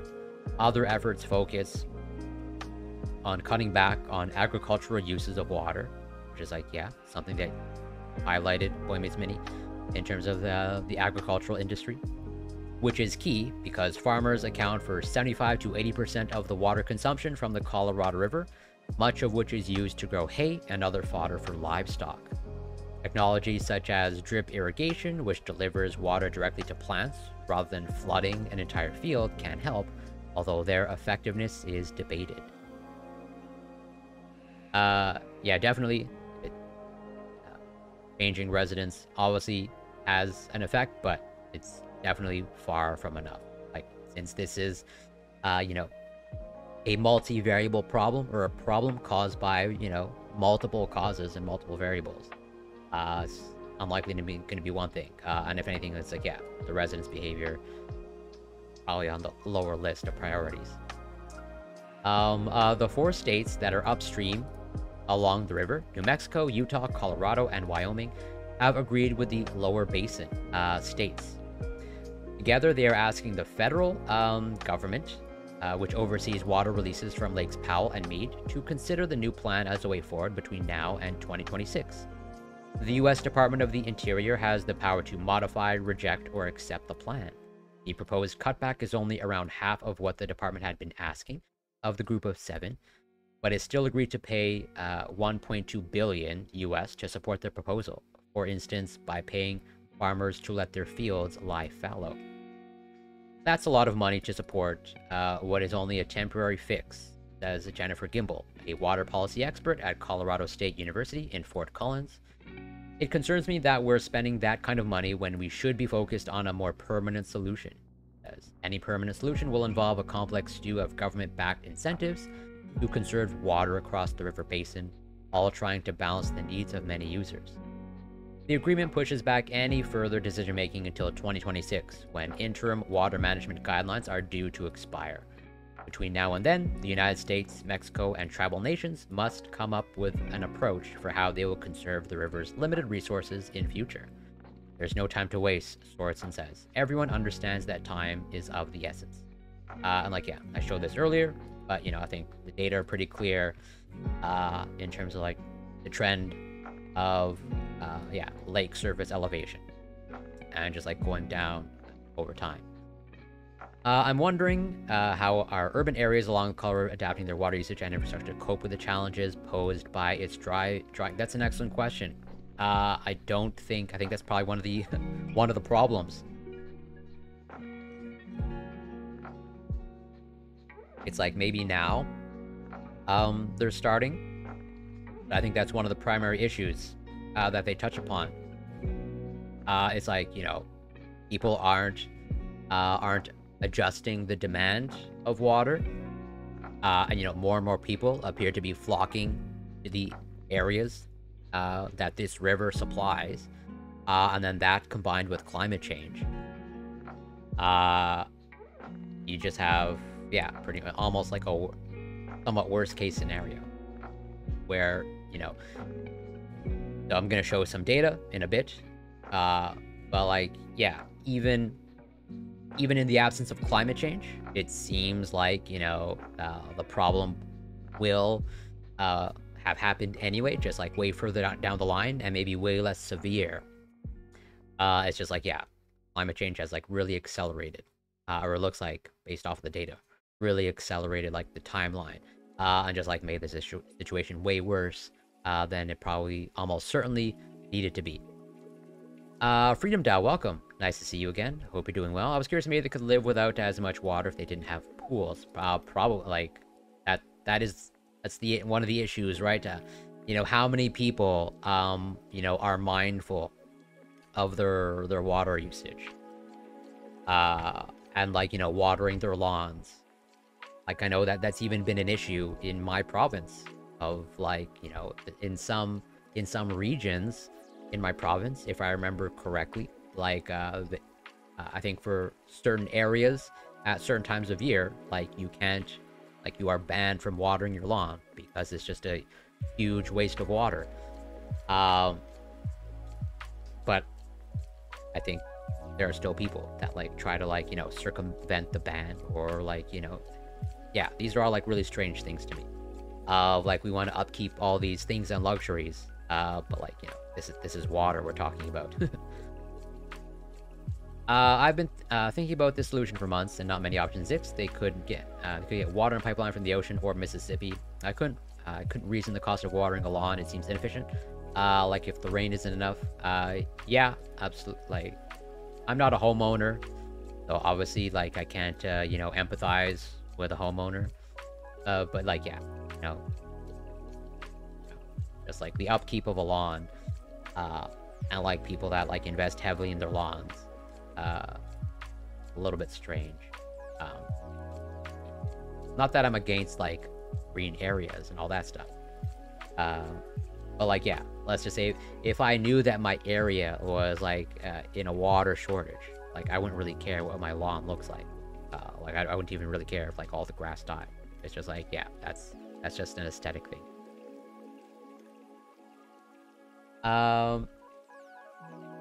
So getting into some research. Yeah, totally golf courses. And I'm not against like you know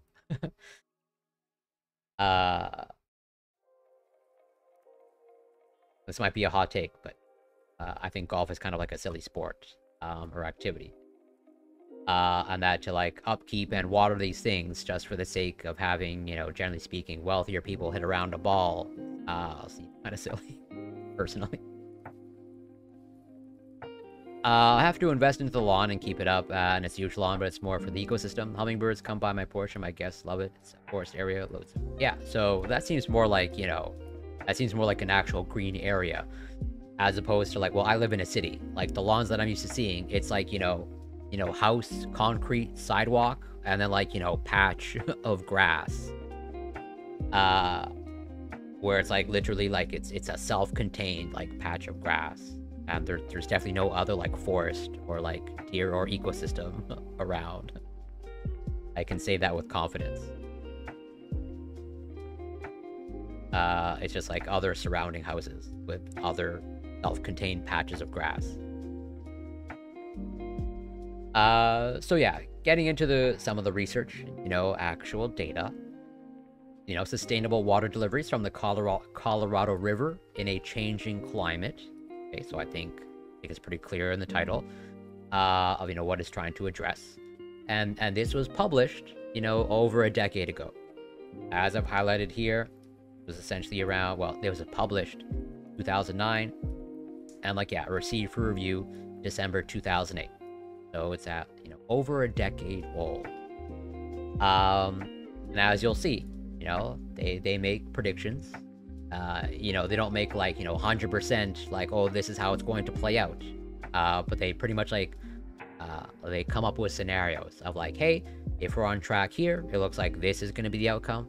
Or if this is if something's a little bit different, then this will be the outcome.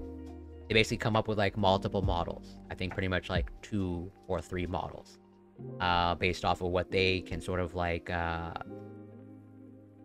tentatively predict of, you know, what pretty much how the climate is going to change, and, you know, the extent of warming, etc. In addition to, you know, let's say rainfall, etc., etc. But like I said, as you'll see, like the research has been, you know, bringing up this concern for a while, going back like I think over 3 decades, as we see. And yet, like, yeah, it's only like pretty much like in the past couple years, or like even like this year, it's like, okay, let's agree to do something. Now we actually have to address like the issue. And maybe now we'll have to take really dramatic actions to even just like, you know, make it less severe. So the Colorado River system provides water to 27 million people in the southwest United States and Mexico. And note that, again, this is over a decade old, and, you know, it's about 15 years old. So at this time, they're saying 27 million. And then in the article that we just read, I think they put the number at 40 million. To be specific. Yeah, 40 million people. So, no, I think it's fair to say there's been a decent amount of, you know, population development and increase in that, like, you know, 10, 15. Basically increased by about, you know, 30, 50%. As the population of the region grew rapidly in recent decades, ever more water was supplied from the river to support this growth. Today, the water is almost totally subscribed. During this period of rapid growth, the hydrological cycle in the region began to change. Snowpack declined in the western mountains, temperatures increased, and many streams gradually shifted their peak flow to earlier in the year. It has been shown with very high statistical confidence that a substantial portion of these changes are attributable to human-induced effects on the climate. And I would say they're using pretty explicit language. They're not saying with 100%, confidence. They're pretty much saying very high probability, close to certainty. Those works also show that at least 2 global climate models, downscaled to the western United States and using anthropogenic forcing, explain these changes quite well. Those same global climate models indicate that the southwestern United States will become warmer and more arid, especially in the Colorado River drainage basin. Temperature increases of 2 to 4 degrees Celsius are projected by 2050. The precipitation forecasts are in less agreement, ranging from essentially no change to reductions of about 10%. Despite the range of precipitation results, climate models are strikingly consistent in projecting decreased runoff in the Colorado River basin. So again, they're saying this over 10 years ago, there's going to be decreased runoff. For example, of 12 global models selected to provide the best simulation of historical runoff compared with observations, 11 showed drying in the upper Colorado River basin. Statistically based studies show the same results. The bottom line is that these changes in the climate will likely reduce the flow of the Colorado River by 10 to 30%.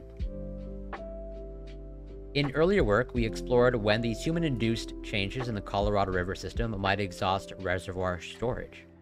As we noted in reference 14, water managers will do everything within their power to avoid this drastic scenario.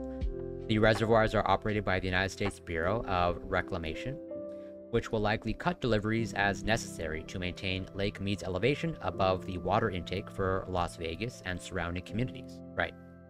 One moment.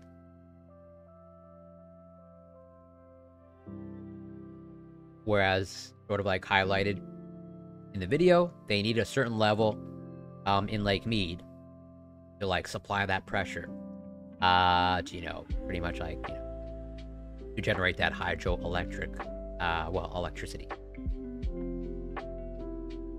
Because Lakes Mead and Powell are man-made, minimum elevations are determined by the USBR, and such protection is entirely achievable. However, simply saying this elevation will be protected does not address what such a constraint would entail in terms of reduced water deliveries, when deliveries would start to be affected, or how large the delivery cuts necessary to maintain this elevation would be. So they're using the word delivery as just pretty much giving water to people, delivering water. How climate change is likely to alter Colorado River water deliveries has been addressed by a number of studies. Those works consistently found that the warmer and drier future conditions from human-induced climate change give a substantial chance of reduced river flow and associated water delivery shortfalls in the 21st century. Here we extend those studies to estimate multiple time series of probabilities of future Colorado River water deliveries and water delivery shortages. These results provide quantitative information on the size and timing of future delivery shortfalls, and were calculated by using both the scheduled increase in water deliveries and the cuts that will be used under shortage conditions. We also examined the impact of different estimates of mean Colorado flow on deliveries and shortages, and illustrate the increasing chance that years will exist when only very low water deliveries are possible.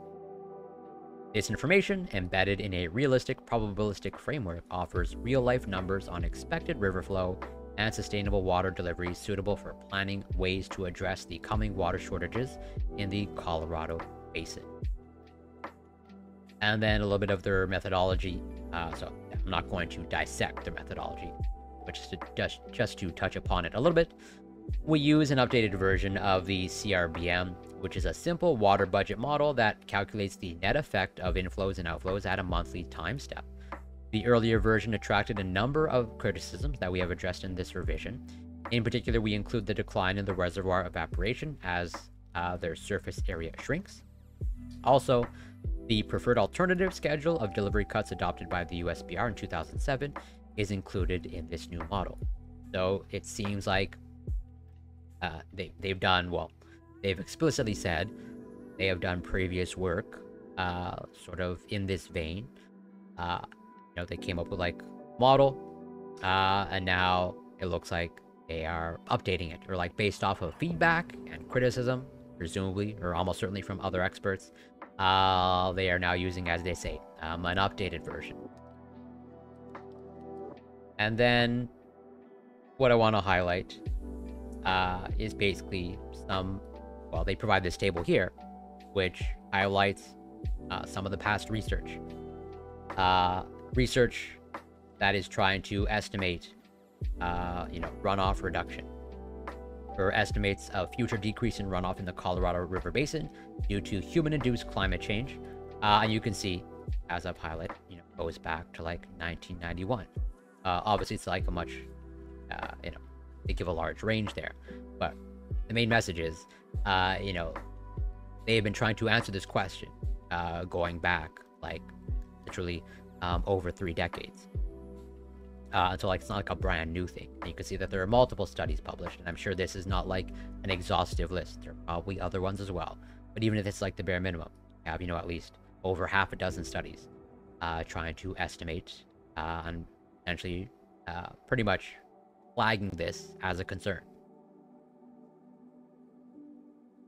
So, our main purpose is to investigate the effect of climate change on deliveries of water from the Colorado River when protecting a 305-meter elevation of Lake Mead. Right, so again, they need that minimum elevation such that they can pretty much still produce electricity to Las Vegas and the surrounding areas. The elevation of the lowest water intake for southern Nevada. Is it likely that scheduled deliveries can be met in the future, and if not, what are the shortfalls likely to be, and when will they occur? In this section, we assume that 20th century naturalized Colorado River flow at Lee's Ferry, Arizona, is representative of future values in the absence of climate change. Because measurements started in 1906, and we take the beginning of climate change effects to be 1985, we use the mean value from 1906 to 1984. 18.86 billion cubic meters per year, or 15.3 million acre feet per year, if I remember like the letters correctly. But basically, the amount of check, make sure.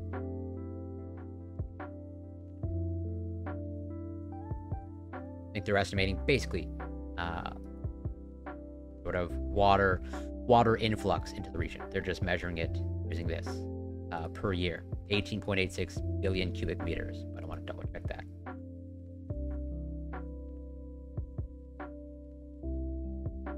Yeah, okay, billion cubic meters per year. Yes.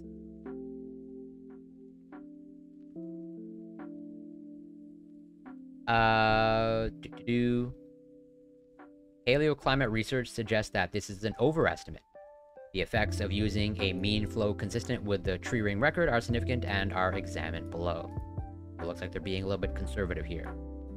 We ran the water budget model 100 years into the future, and the water available each year was compared with scheduled deliveries. This process was repeated for 10,000 independent realizations of Colorado River flow. As befits our water budget approach, we compare the total water available to the total demand, without regard to how the complex legal rights to the water determine where shortages occur.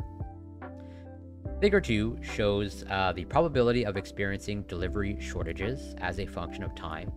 In the absence of climate change, shortfalls occur approximately 40% of the time by mid-century, and their magnitude remains modest.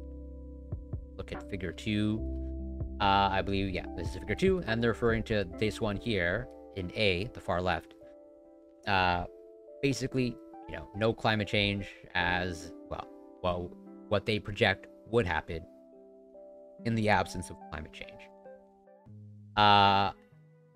And I believe the red line is like when a shortfall is like actually, you know, a true shortfall, as in demand exceeds supply of water. You know, it looks like it's by the end of like 2050 or essentially like 2060, and you can see like, you know, just barely goes above the line. And then yeah, you have this percentage of time, as in 40% of the time is like, oopsies, is the number that they highlight. Of like, in the absence of climate change, shortfalls occur approximately 40% of the time by mid-century, and their magnitude remains modest. So it's, you know, it looks like it's, I guess that's a probability. And so, yeah, at least based off how I'm understanding it, it's like, this is not a guaranteed outcome. This is likelihood of like, you know, 40% likelihood, and that even if it does happen, not all that severe. However, both the likelihood and size of shortfalls increase rapidly as increasing scheduled deliveries and climate change begin to affect the system. With a 10% reduction in Colorado River runoff, full deliveries are no longer the norm by 2040. With a 20% runoff reduction, delivery shortfalls of greater than 1 billion cubic meters per year become more common than full deliveries by 2043. By 2060, shortfalls are experienced 70 to 95% of the time. The mean annual delivery shortfall is 1.3 billion cubic meters per year. If runoff reduces 10%, and 2.6 billion cubic meters per year if runoff reduces 20%. These values are 1.5 to 3 times the maximum lower basin delivery cut explicitly included in the preferred alternative plan. So, they pretty much like cover the rest of the figure, where it's like, yeah, basically demand exceeds supply with, you know, a decrease in 10% of runoff happens at around, you know, 2040.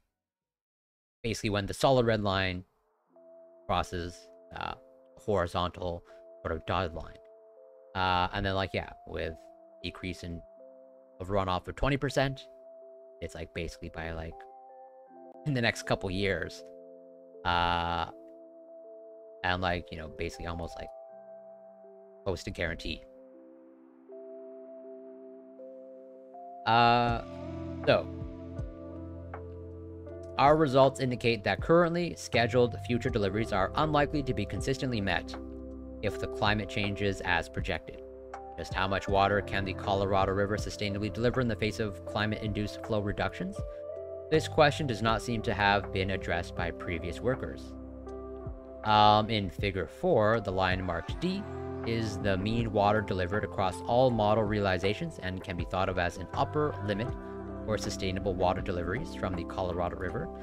The line marked B 10% shows the mean of the bottom 10% of deliveries. Also shown for comparison are requests for delivery, indicated by the line marked R. Or this is basically, you know, the demand. With any climate change that tends toward dryness, the sustainable amount of water the river can provide decreases with time, and the shortfall during low delivery years becomes more severe. So they're talking about this figure, Figure 4. And pretty much, I think the important part is that inflection point of basically when the R line crosses the D line, where you can see essentially under the no climate change scenario, you know, the R line more or less gets close to the D line, you know, by like 2060. Sort of like essentially, you know, demand basically meeting supply, as opposed to with, you know, a reduction of 10% runoff, you get that inflection point pretty much by like, you know, 2035, 2040, and then with a decrease of 20% runoff, it's pretty much like, well, more or less in the process of happening like right now, presumably, of like 2010, 2020. So it's like, yeah, pretty much like 2025-ish. Which like it seems like we're kind of like in this scenario, or like between this scenario. In reality, so it doesn't. It seems like you know, their projections weren't all that far off.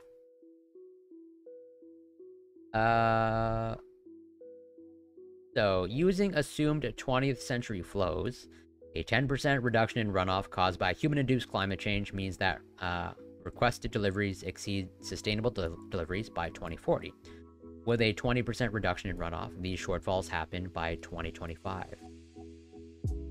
The occurrence of low delivery years is partly a consequence of attempting to deliver more water from the Colorado River than it can sustainably supply. Right, that's one of the major issues.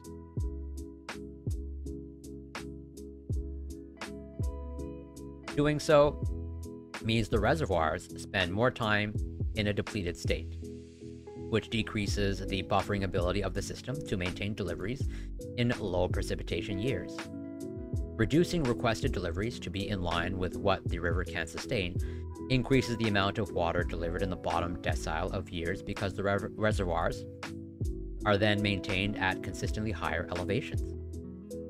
For example, when scheduled depletions are linearly reduced from the current value in 2008 to 14.8 billion cubic meters per year in 2060, the average amount delivered in the bottom decile stays above 12.3 billion cubic meters per year, even if runoff declines 20%. No impact of paleoclimate flows on sustainable deliveries. We have used 20th century flows in obtaining the results shown above. However, tree ring reconstructions of Lee's Ferry flow show this was a wet period with unusually high flows in the Colorado River. Of the 10 reconstructions we examined, 9 show the 20th century as being the wettest of the last 500 to 1200 years, with the exception showing it as the second wettest over the same time frame. The bottom line is that using 20th century flows for evaluating the Colorado River's ability to meet future deliveries is neither a conservative assumption nor one supported by paleoclimate evidence. And so, wrapping up their overall conclusion. But yeah, here, let's see.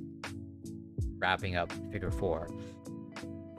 Computations using an assumed Colorado River flow. Okay, at Lee's Ferry, Arizona, the mean estimates. So here, it's like, yeah, decrease in runoff or like no climate change. It's like, yeah, no climate change. But they're taking into account, or like their assumption is like this is the Colorado River flow. And as they say earlier, the Colorado River flow. Yeah, you should basically, there's no reason to think that this actually reflects reality. And you know, maybe even worse.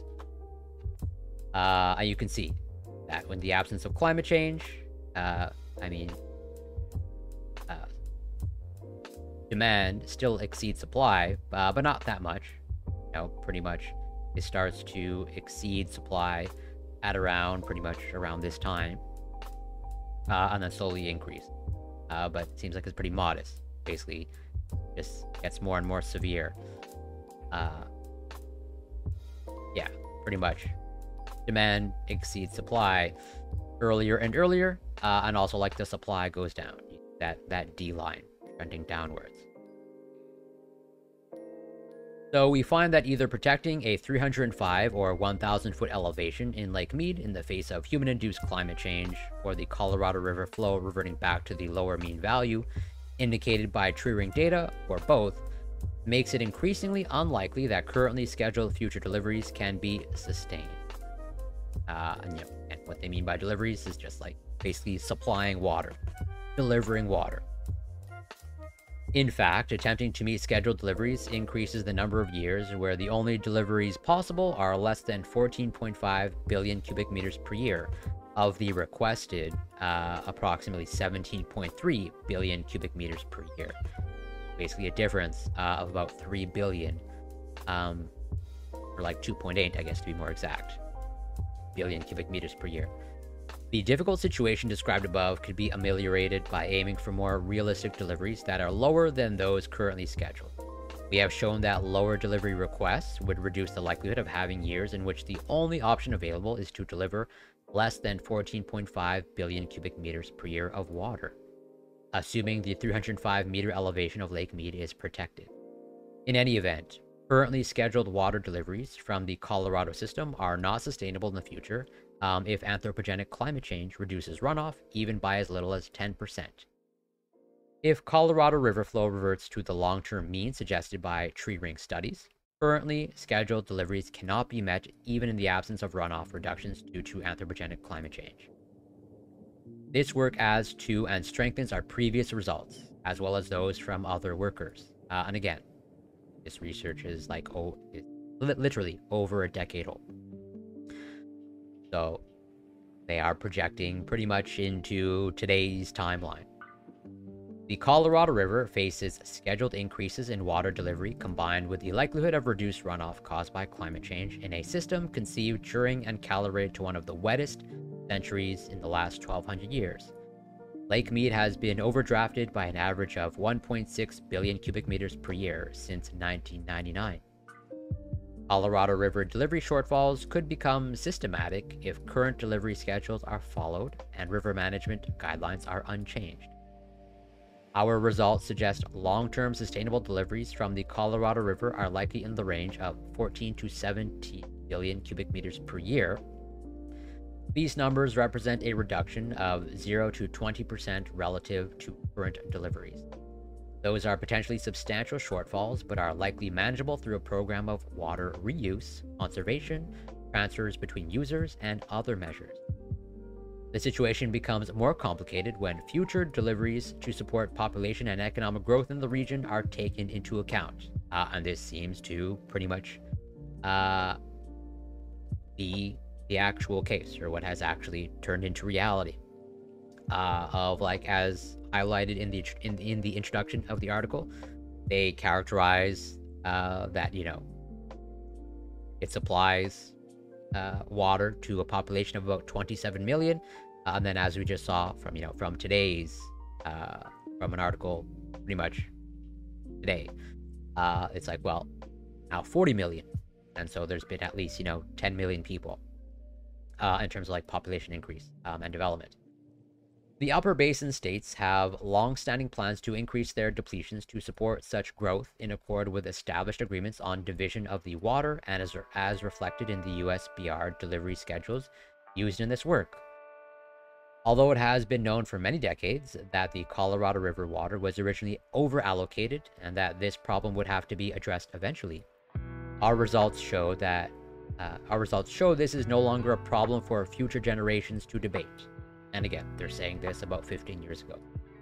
The problem is at our threshold and appears solvable, at least in the near term, but it needs to be addressed now. The USBR interim agreement was a good first step, but neglect of climate change effects means that it is working from overly optimistic assumptions. Hopefully, information such as that developed here will provide a basis for those managing water resources in a flexible way needed to cope with less water in the future. So I would say pretty good predictions, or at the very least, raising concern early. And this research follows research that goes back decades. So I think that's pretty much what I want to cover about Colorado River and climate change. Although I do have one more article covering it to wrap it up nicely. Part of the 100-year-old mistake that's reshaping the American West from the highlight. The Colorado River provides water for irrigation, power generation, recreation, and habitats for endangered species. But the 40 million people who drink from this critical artery have watched it wither amid the region's worst dry spell in more than 1,200 years. This massive drought, sometimes called a megadrought, settled over the western United States 2 decades ago, and precious precipitation has flowed and faded from year to year. But since 2020, the region has faced essentially a drought within a drought. In an already water-sparse region, this has led to some of the driest conditions the western US has seen in memory. It's kind of like the slowest moving freight train that you know is going to hit you. said Cynthia Campbell, Water Resource Management Advisor for the city of Phoenix. At the same time, what we've seen in the last couple of years has been an enormous acceleration that, frankly, we didn't expect. You know, I don't know if this is true, but this is true, but understandably, they're probably not, like, following the research. But I think, at least research like this was, like, pretty clear.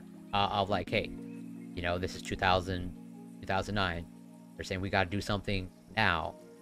And it looks like probably not much was done. This year, the two largest reservoirs in the US, Lake Mead and Lake Powell, saw water levels dip to record lows. The falling water line revealed relics and corpses previously lost for decades, leaving behind the stark bathtub rings along the surrounding canyons. In turn, the Hoover Dam and the Glen Canyon Dam that impound these reservoirs saw their hydroelectric power production dwindle.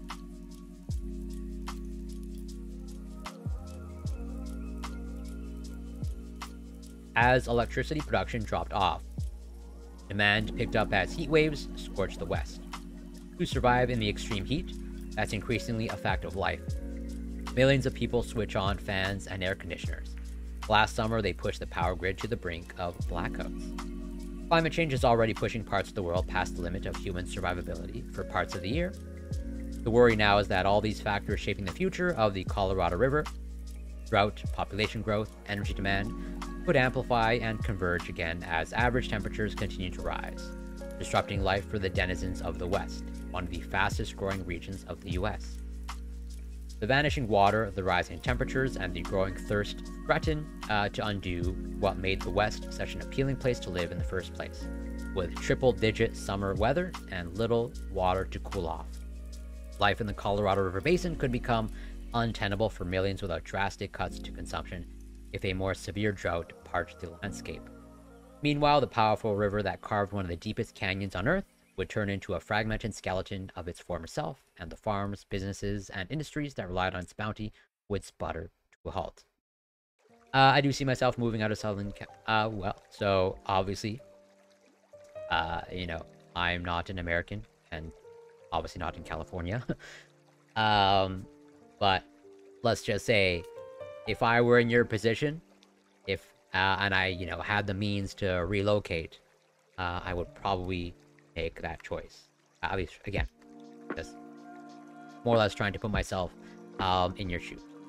Because at least based off of what I'm understanding in terms of like the effects of climate change, and like how that's going to affect like states like California amongst, you know, other states and Canadian provinces, you know, other regions worldwide, I don't think personally, but I'm not an expert, at least based off of everything that I'm reading, California doesn't seem to be the place to be in the coming decades, as climate change appears to get worse and worse. But I could be wrong about that, and obviously only, you know, do what you think is best for you. Water supplies for agriculture, and I also know that like relocating is virtually never an easy decision. I have no doubt that you have friends and family there, and, you know, other things that are important to you there. So I know it's not just a matter of just like, you know, taking your things out and leaving. Not to mention probably just like a job as well. So even though I might be saying these things in terms of like, you know, I would move in your position, I know like these are way more difficult decisions in reality. Water supplies for agriculture, fisheries, ecosystems, industry, cities, and energy are no longer stable given anthropogenic climate change. Camille Bouton, commissioner of the Bureau of Reclamation, told Congress in June 2022. The Colorado River is one of the most heavily engineered waterways in the world, and past decisions and ongoing withdrawals are exacerbating the drying.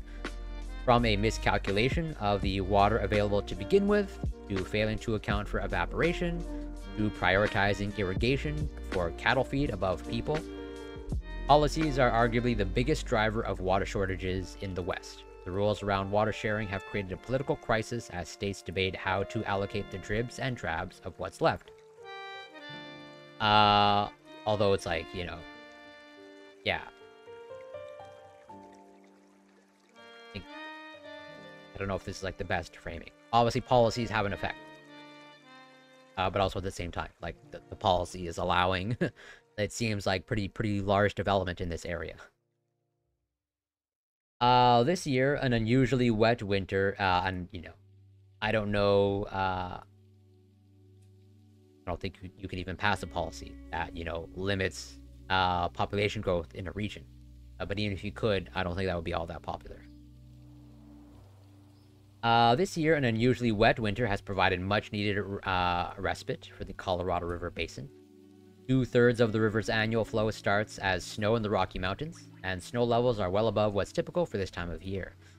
That has relieved some pressure and bought time, but it's nowhere near enough to fill the deficit. Earlier this month, the federal government outlined its plans to impose water cuts if states along the river don't agree to their own reductions. The proposal considers 3 scenarios. One of them would force equal cutbacks among the states, overturning the long-standing first-in-time, first-in-right water allocation system. Looking at the past and the future, scientists warn that the drought could still carry on, especially as the climate changes. The key question now is how much worse can the situation get? The answer depends on natural weather variability, how much more humanity changes the climate, and how people respond to the crisis now. So it behooves all the thirsty souls along the drying river to prepare for a world with less to drink and reckon with what it means to survive in the West. Mapping out the future of the Colorado River is critical for making decisions today. It's tricky to game out, but experts warn that more dire outcomes are possible. It's very difficult to say because there are so many variables. We are really just learning about many of them, said Sarah Porter, director of the Isle Center for Water Policy at Arizona State University. We're just learning about how the system responds to hotter, drier conditions. History, however, offers some insight. In a study published last year in the Journal of the American Water Resources Association, researchers analyzed tree rings and historical records to reconstruct past water flow levels along the Colorado River, including historic droughts. They then plugged 3 of those drought scenarios into climate models to see how they would change as average temperatures rise. So pretty similar, at least I think there's a decent amount of overlap with this study, but almost certainly more up to date. Once again, this research is like, 14, 15 years old. Based on current trends and commitments to curb greenhouse gas emissions, the Intergovernmental Panel on Climate Change estimates that the planet will warm by 4.9 degrees Fahrenheit or 2.7 degrees Celsius by 2100. I believe this is one of the more extreme scenarios, if not like the most extreme scenario.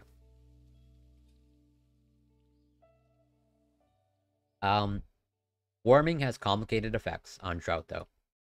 Some parts of the world will get wetter and others drier. Several studies, however, show that warming will further dry out the Colorado River Basin. And while droughts do occur in natural cycles, climate change is increasing the likelihood of megadroughts in the region. Factoring this in, the researchers reported in their paper that even more severe droughts are possible. The team constructed their study around Lee's Ferry, a point downstream from the Glen Canyon Dam in Arizona, between 1906 and 2018. The average flow rate of the river at Lee's Ferry was 14.76 million acre-feet per year. 1 acre-foot is the amount of water needed to flood an acre of land 1 foot deep, or about 326,000 gallons. Looking at the current megadrought, between 2000 and 2021, the average flow rate fell to 12.3 million acre-feet per year. These deficits are why the gargantuan reservoirs on the Colorado River have fallen to record lows. Looking ahead, the researchers said that a plausible drought scenario to plan for is a shortfall of roughly 20 to 30 million acre-feet of water over 5 years. These are some of the most extreme scenarios in the historical record, but as average temperatures continue to rise, they won't be such outliers. The climate comparison part of the paper sought to show that while extreme based on historic data, they were not too extreme based on climate projections, author David Tarboton, director of the Utah Water Research Laboratory, said in an email. Those historical droughts, however, occurred in a much more free-flowing Colorado River with a lot fewer people depending on it. Should they recur, more extreme droughts will be much more impactful. Right. And like as mentioned, there has been substantial, population growth in the region over the years, and it seems like there's just going to be more and more people, putting demand and strain on the water supply. Dams on the Colorado River will bear the brunt of these impacts. If water levels fall too low, hydroelectric generators like the Hoover Dam and Glen Canyon Dam, which peak at 3.3 gigawatts of power output between them, could fall silent. There's an even more ominous outcome known as dead pool. This occurs when water levels in a reservoir fall below the intakes of the dams that created them. The river effectively comes to a halt. This doesn't just threaten electricity production, it puts the environment at risk. Threatened and endangered fish, like the humpback chub and Colorado picamino, will likely see their numbers drop further. Mighty river that carved the mile-deep Grand Canyon would see only a trickle of its former self. Tourism on the Colorado River, which is a $9 billion a year industry, that would drop off a cliff with fewer options for rafting, fishing, and boating. Many of the canals and branches from the Colorado River that channel drinking water would also run dry. Arizona gets more than 1/3 of its water from the river. The 4.9 million residents of the Phoenix metro area receive some of this water through canals that are part of the Central Arizona Project, but they are fortunate enough to have the Salt and Verde river systems and groundwater to cushion their supplies as well. We could meet our demands, even with zero water in the canal, but it would be very difficult. It will be very tight, said Phoenix's Campbell. We would have to immediately ask our customers to curtail. Residents would have to curb their watering of lawns and golf courses and limit filling swimming pools, which is like, yeah. I mean, golf courses in this area, swimming pools, I don't know. I don't think these are necessities, personally, but maybe I'm being judgmental.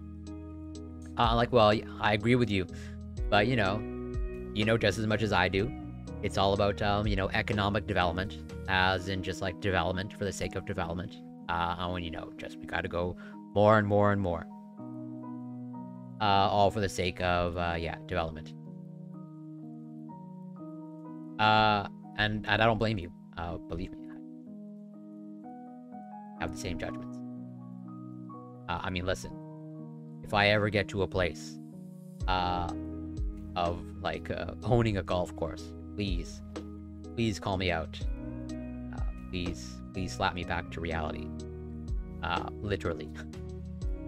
But the kind of drought that would create a dead pool would stress these other water sources as well, and some are already being overused. Earlier this year, Arizona Governor Katie Hobbs released a previously unpublished report showing that part of Phoenix is overdrawing groundwater and failing to maintain levels required by law, halting thousands of planned new property developments in the area. Throughout the region, agriculture is the largest water user. Crops and livestock in the Colorado River Basin generate $60 billion per year. The largest share of water goes toward growing cattle feed crops like alfalfa. Under a more severe drought, farmers will have to make tough decisions about whether they can grow anything at all. Winds over fallow fields and dry streams could then whip up dust that hampers air quality and increase respiratory illnesses. One study found that increasing aridity due to climate change in the southwestern U.S. would increase premature deaths due to dust by at least 24% among adults over 30. So pretty much, a whole bunch of downstream effects. As for residents, glimpses of the future are already emerging. The Rio Verde foothills, a suburb of Scottsdale, Arizona, saw its water supplies cut off in January as Scottsdale decided it could no longer sell water to the community due to the drought. Homeowners had to scrounge for their own water supplies. According to the New York Times, some of the 1,000 residents in the community of $500,000 houses had to forego bathing and washing dishes. The biggest uncertainty in any drought scenario, however, is how people will respond. The 7 southwestern states that drink from the river, Arizona, California, Colorado, Nevada, Mexico, Utah, and Wyoming, negotiated their allocations based on an assumption of more water than the basin can consistently provide, governed by a complicated seniority system that ends up giving more water to farmers downstream than residents further up the river. They are already struggling to come up with a plan to reduce their water use under the existing drought. And if the dams reach dead pool status, they'll have to sip even less. 1,000%. Boy Mates Mini. Like, why? Like, I mean, from what I understand, all a lot of these areas are, deserts. Or like Phoenix, Arizona, Las Vegas. I think it's fair to say that, without the technology, these places are not suitable for human living. But we have just kind of like forced the conditions. And like, yeah, I think that can only, well, obviously, it can only carry on for so long. And unless there's some sort of like huge technological advancement, you can't get water from nowhere. That, in turn, is fueling tension between states, and the federal government may have to step in if states won't cut their water intake on their own.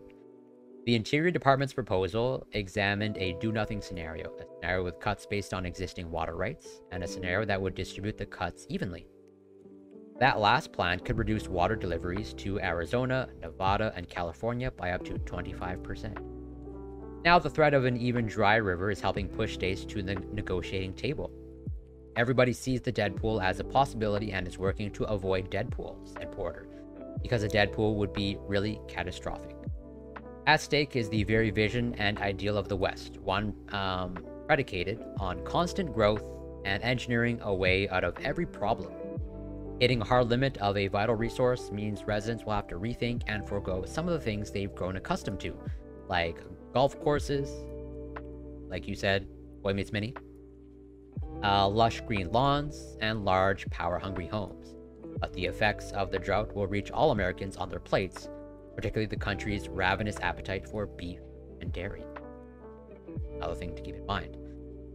An unchecked and unmitigated prolonged drought under a warmer climate threatens to collapse the economy of the region.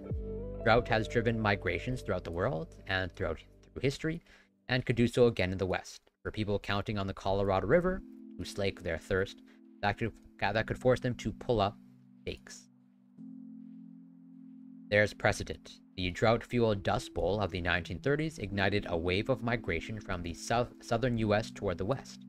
Now the threat of climate-worsened disasters, not just drought, but wildfire and sea level rise, which, I think we are now also, in addition to facing the reality of, like, this Colorado River situation, and, like, water scarcity for this region. Now, I think Canada's also facing the reality of wildfires, and it looks like, obviously I can't say for sure, currently, like there's no evidence currently that the wildfires in Hawaii are caused by climate change, but I think there's decent reason to believe that climate change was a contributing factor in that situation, which we're going to get to right after this. But yeah, wildfire and sea level rise is driving more people to head to somewhat safer ground. Drought is already one of the biggest drivers of migration around the world, and future warming could force far more people to move.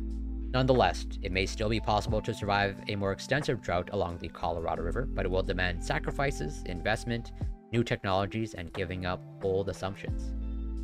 And I'm covering this as a Canadian, but I also come from the angle of, like, Canada has a lot of fresh water. And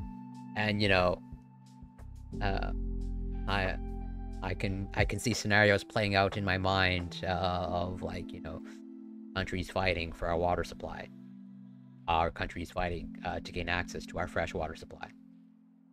So what can we do about it? Though the situation is dire and could get worse, there are solutions that would allow people to endure, even thrive in a warmer, drier Southwest. Being that it is a largely human-caused problem, there are human-caused solutions as well, said Allison Gitlin, Grand Canyon Program Manager at the Sierra Club. One of the most impactful strategies is reducing water use for agriculture. That could involve growing less water-intensive crops and paying farmers not to grow during periods of extreme water stress. Cutting consumption of beef and dairy would help reduce demand for some of the thirstiest crops. Outside of agriculture, though, people living in the Southwest are already learning to do more with less water. Population growth and water consumption have substantially decoupled. One study looking at 28 water utilities serving 23 million people over 2 decades found that water deliveries fell by 18%, while the population grew by 24%. Although, sure, I guess if you squint hard enough, that's a good thing in terms of, it looks like, people are conserving their water, but like, why have like, a population explosion in this area in the first place? The techniques that drove this trend include variable water pricing, recycling rainwater, plumbing retrofits, and more water-efficient appliances, as well as drought-tolerant landscaping. Doubling down and using other tactics like harnessing gray water from appliances, showers, and sinks could continue to drive down water use further. There is still way too much water being used for outdoor landscaping, which can account for half or more of some cities' water use, said the study's author Brian Richter, president of Sustainable Waters, a drought-focused think tank, in an email. And whatever is used outdoors should come from capturing rainwater from roofs or from larger stormwater capture ponds, not from public water supplies. Electricity production is also a major water guzzler, and not just hydroelectric dams. Most power plants rely on steam to turn their generators and water for cooling. These plants have also become more water efficient. In 2015, electricity required 14,928 gallons of water per megawatt hour. In 2020, it was 11,857 per megawatt hour.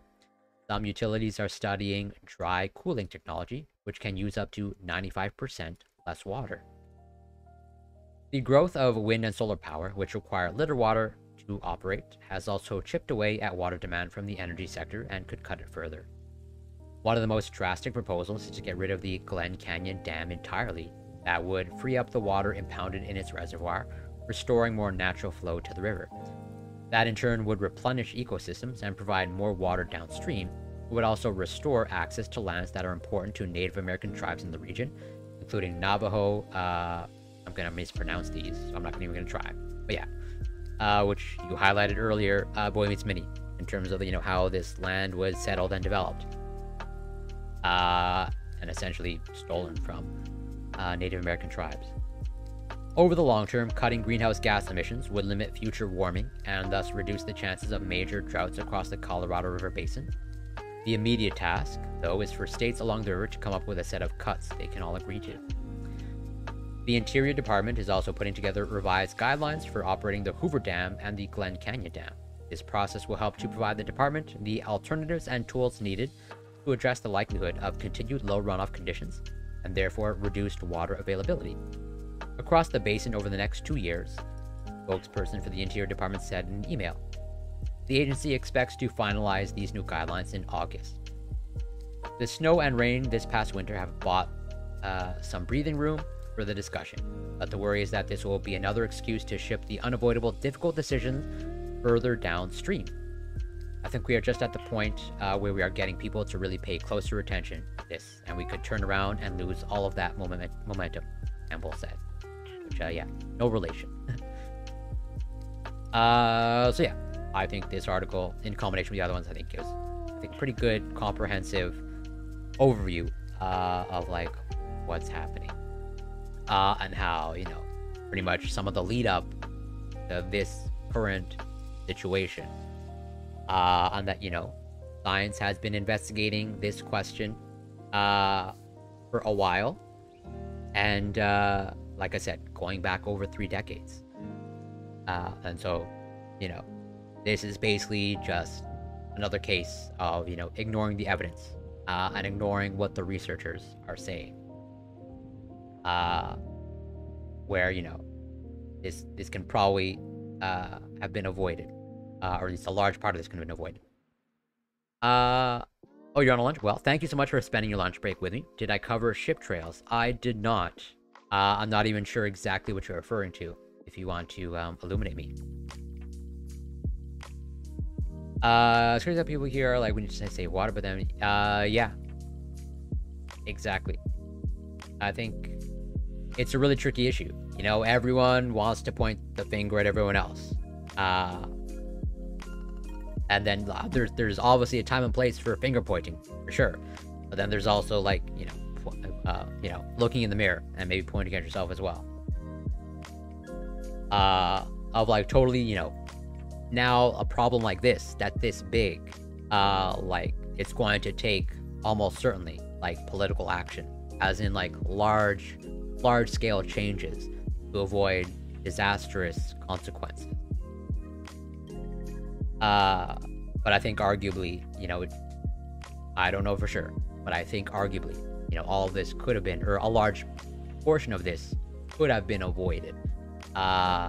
If, again, we actually followed the evidence, or at least, took this evidence into account when trying to make decisions, or political decisions.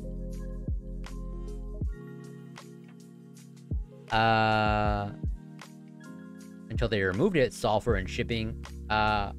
Oh wow, Tyler, thank you so much for the raid. Super appreciated. Welcome, raiders. Shout out to Tyler. I know you had a great stream. Because I was lurking a little bit earlier. But welcome. Thank you so much for the raid. Super appreciated as always.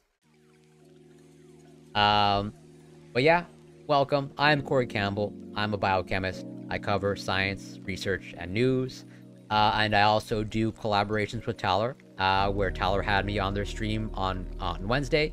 And we watched that documentary, that very great documentary on animals that defy evolution. But yeah, I can't thank you enough. And yeah, if you're not following Tyler, you definitely should be, because I definitely hope we're collaborating in the future, which I very much look forward to. And Globus, welcome, and also shout out to you. I was talking a little bit about AI earlier, and definitely Globus, I think, is Twitch's resident AI expert, in my opinion. Welcome, Wildcat Snow. Happy to see you. Now that better diesel recipe has no sulfur, clouds are less, making ocean get ooh. If you happen to have an article, Orange Hue, about that, I'll be interested in reading it. Obviously, you don't have to.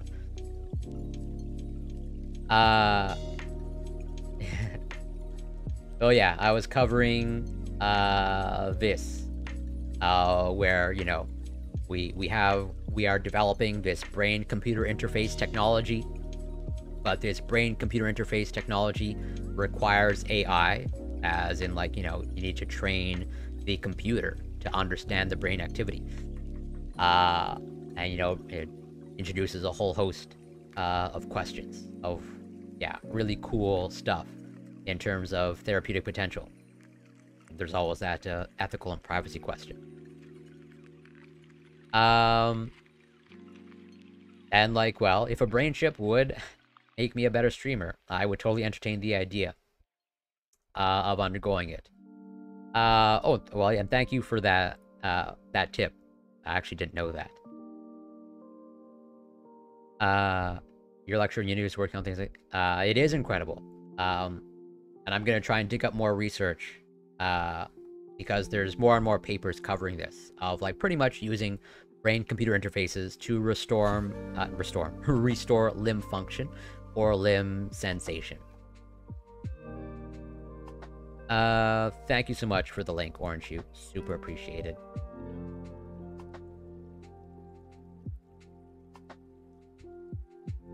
Okay, I'll probably have to, I'm gonna save this and probably cover it next stream.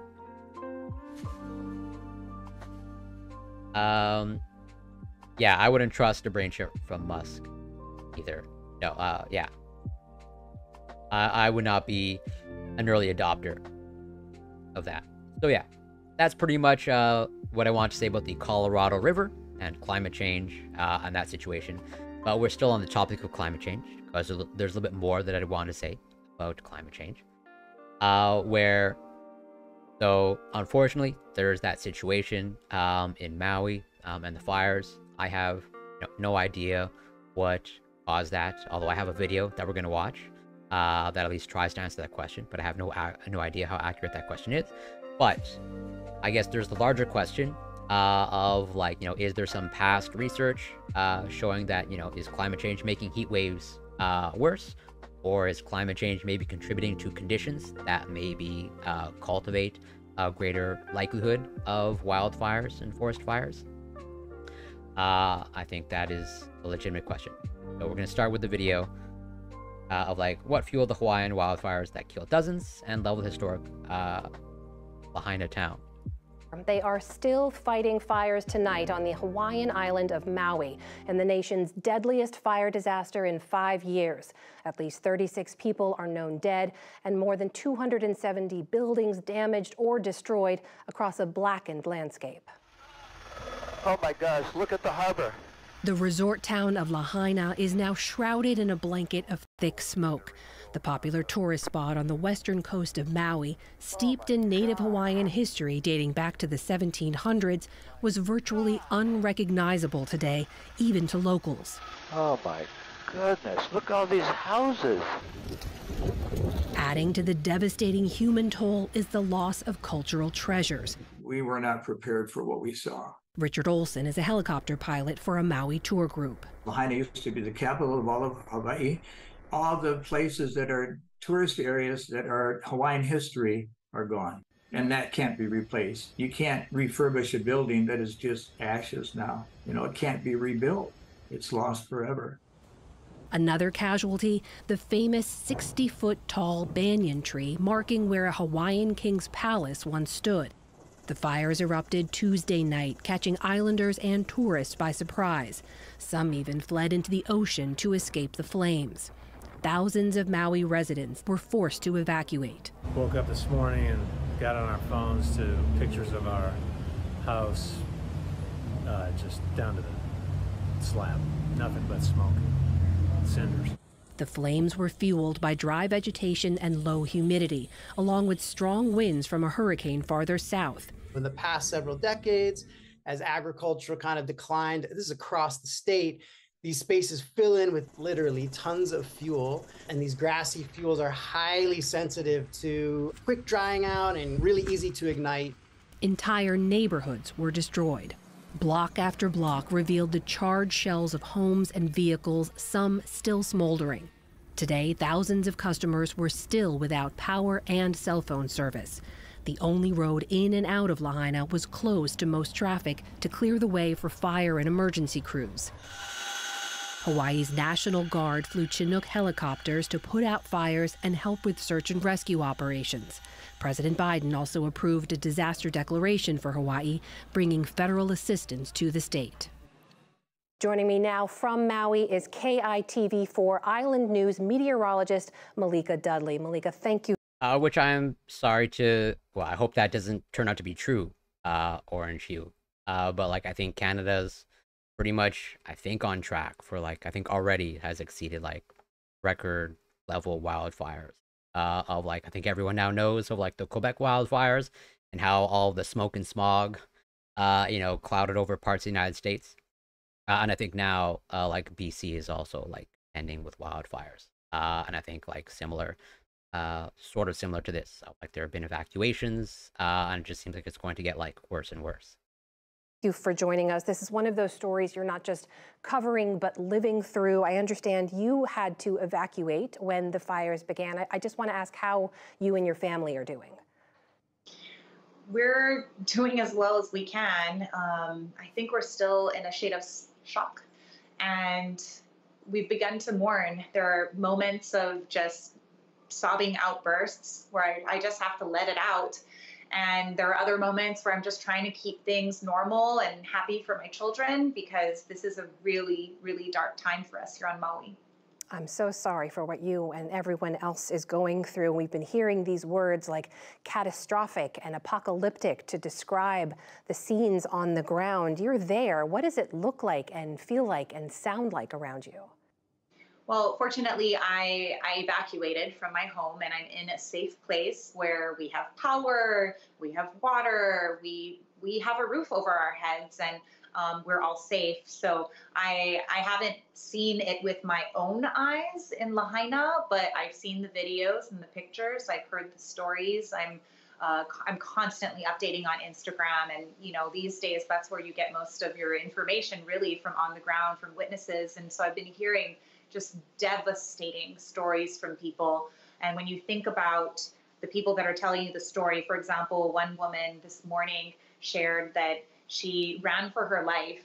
The fire moved a block in 15 seconds. So she ran for her life, jumped over the seawall into the water, and was basically in the water for 7 hours.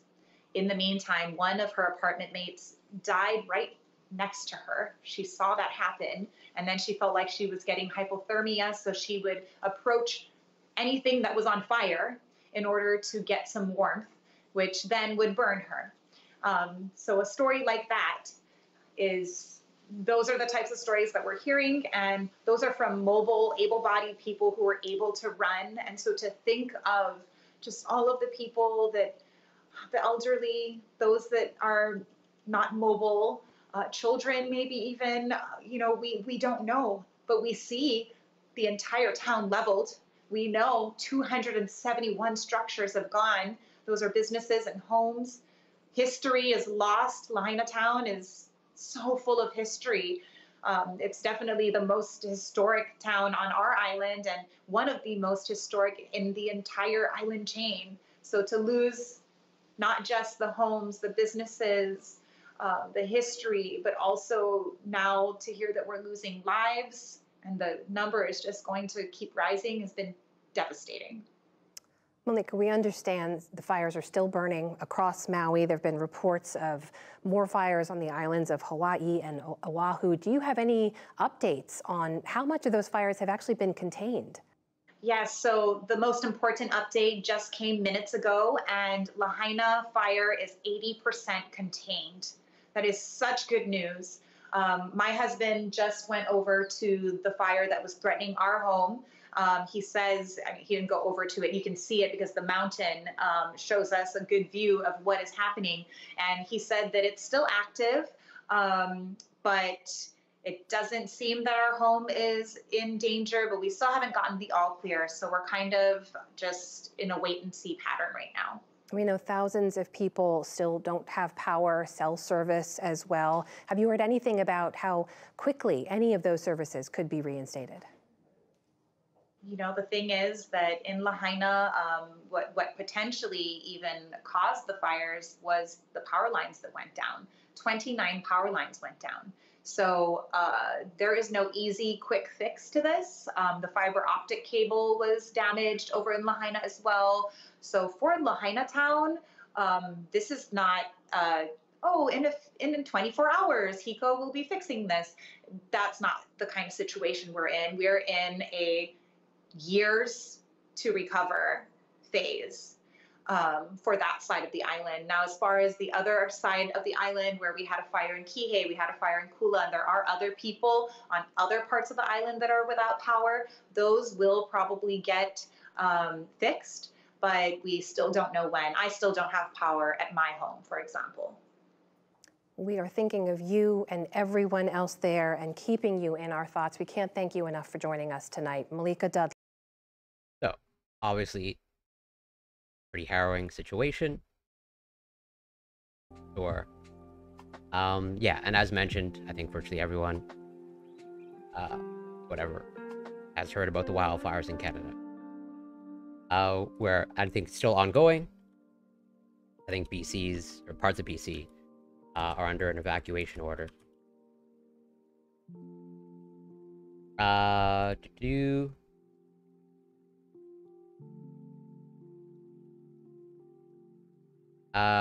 Whereas, like, yeah, this is a couple of days ago.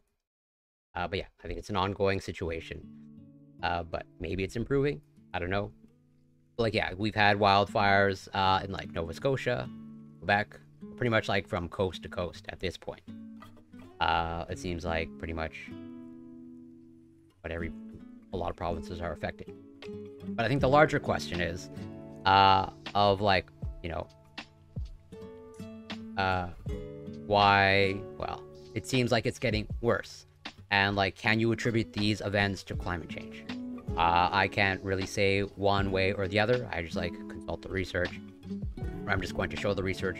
But at the end of the day, you know, you can't attribute one single weather event to climate change, because that's, like, impossible by analysis.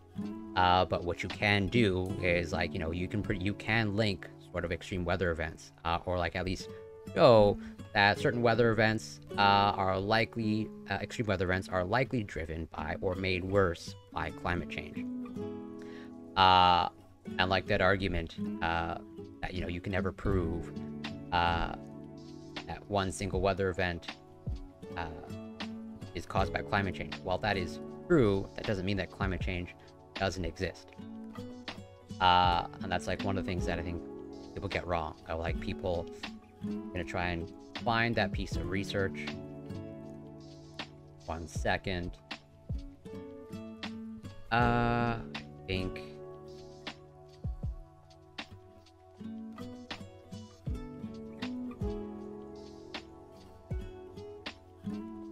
this one, right. So, the news media and public often ask, did climate change cause this specific extreme weather event?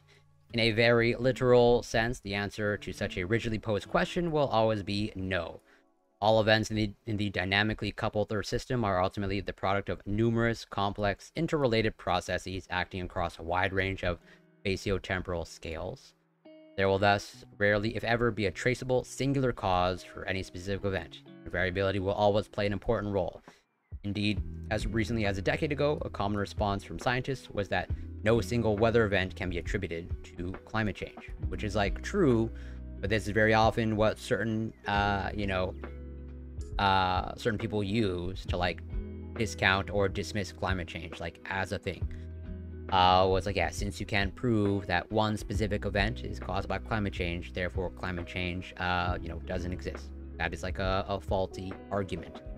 The best analogy that I can come up with, that I try to use with people that make this argument of like, I don't think anybody, let's say, dismisses the idea that, let's say, a poor quality diet increases your risk of heart disease, without really defining what a poor quality diet is. But let's just say high in ultra processed foods, let's say, and excess calories. I don't think anyone really disputes the fact that this contributes to, let's say, cardiovascular disease or heart disease. But then it's like asking, well, what was the one single meal that caused my heart disease or whatever cardiovascular disease that I got? Like, that's just a bad question to ask in that context. It's like multiple things. It's not like that one singular meal. It's like multiple things over time that accumulated in the event. Same thing holds true, I think, or at least that's the best analogy that I can come up with. Like, yeah, you can't tie one specific weather event to climate change, but you can, through, let's say, modeling and trying to, control for as many variables as possible.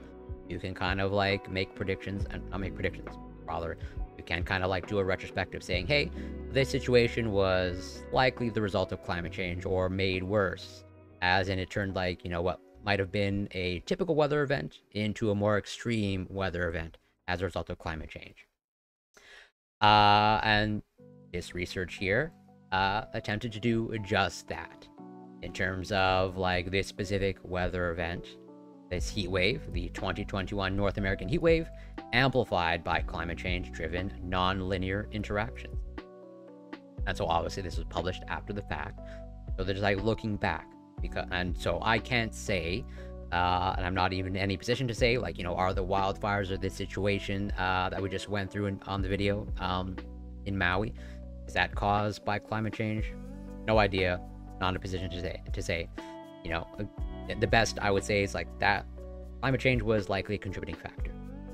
I think that's fair to say, but I'll wait for an actual paper, and that paper will probably come somewhere down the line where researchers will try and like, suss out or like see if climate change was a variable like they did here. So, unprecedented heat conditions in the North American Pacific Northwest in late June and early July 2021 affected millions of people, probably led to deaths in the thousands and promoted wildfires affecting air quality throughout the continent. Centers for Disease Control records suggest hundreds of excess deaths in both Washington and Oregon states during the heat wave, with hundreds more in British Columbia officially attributed to heat, probably undercounting the true toll. Heat-related emergency room visits spiked, totaling nearly 3,000 during the 25th to 30th of June in the United States Pacific Northwest. The high vulnerability of the affected region to extreme heat amplified its dangers. Air conditioning access in the Seattle and Portland metropolitan areas is among the lowest in the country, while many Pacific Northwest counties have among the largest outdoor agricultural worker populations and highest social vulnerability in the country. Exacerbated by drought conditions, covering 95% of the U.S. Pacific Northwest by the 22nd June 2021, wildfires sparked during and following the heat wave constituted some of 93 large fires, contributing to millions of acres of the western United States being burned by August 2021. Wildfire smoke caused particulate matter pollution across the continent, for instance, contributing to the worst air quality in 15 years in New York City, which is like, yeah, pretty much similar, if not identical or worse situation played out, this year with, the Quebec wildfires and, all the stuff, the cloud of whatever, smoke, smog, and particulate matter that hung over areas like New York and I think other surrounding states. Even as global warming increases the severity and frequency of heat waves, the magnitude of this event exceeded what many may have considered plausible under current climate conditions. While heat records are typically broken by small increments, this event shattered records by tens of degrees Celsius. Such an unprecedented event raises the pressing question of whether future projections of heat extremes are too conservative or their mechanisms inadequately captured by climate models. It is therefore important to understand the physical drivers of the event and assess their connections with climate change. From an attribution perspective, was this anomaly so extreme to be considered virtually impossible, regardless of climate change, that is, a black swan event? Or was it plausible and foreseeable, and even made more likely due to baseline warming, a gray swan? Further, were its drivers mechanistically altered by climate trends, beyond their occurrence in a warming background, perhaps indicating exacerbated future risk? Whether any change in atmospheric dynamics or land-atmosphere interaction is implicated in amplifying current and future heat extremes is a persistent question. Common heat wave mechanisms may be modified by climate change beyond a shift in background conditions.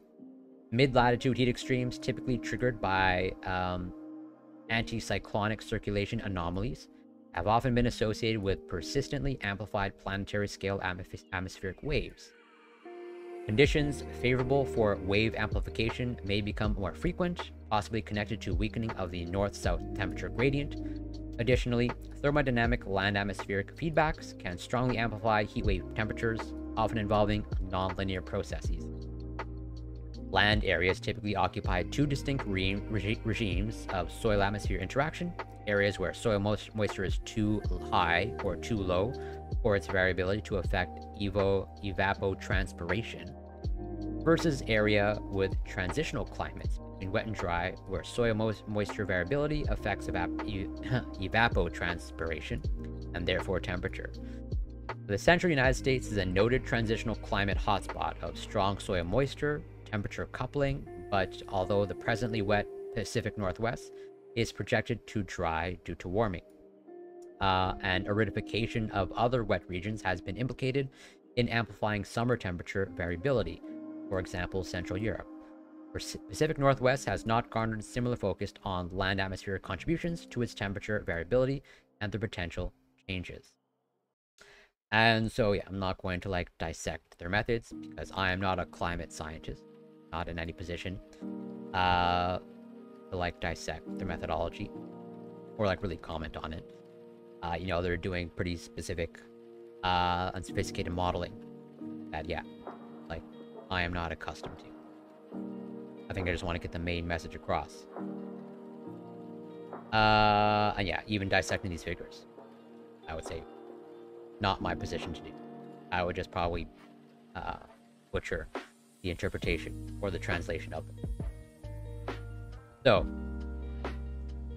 what were their overall findings?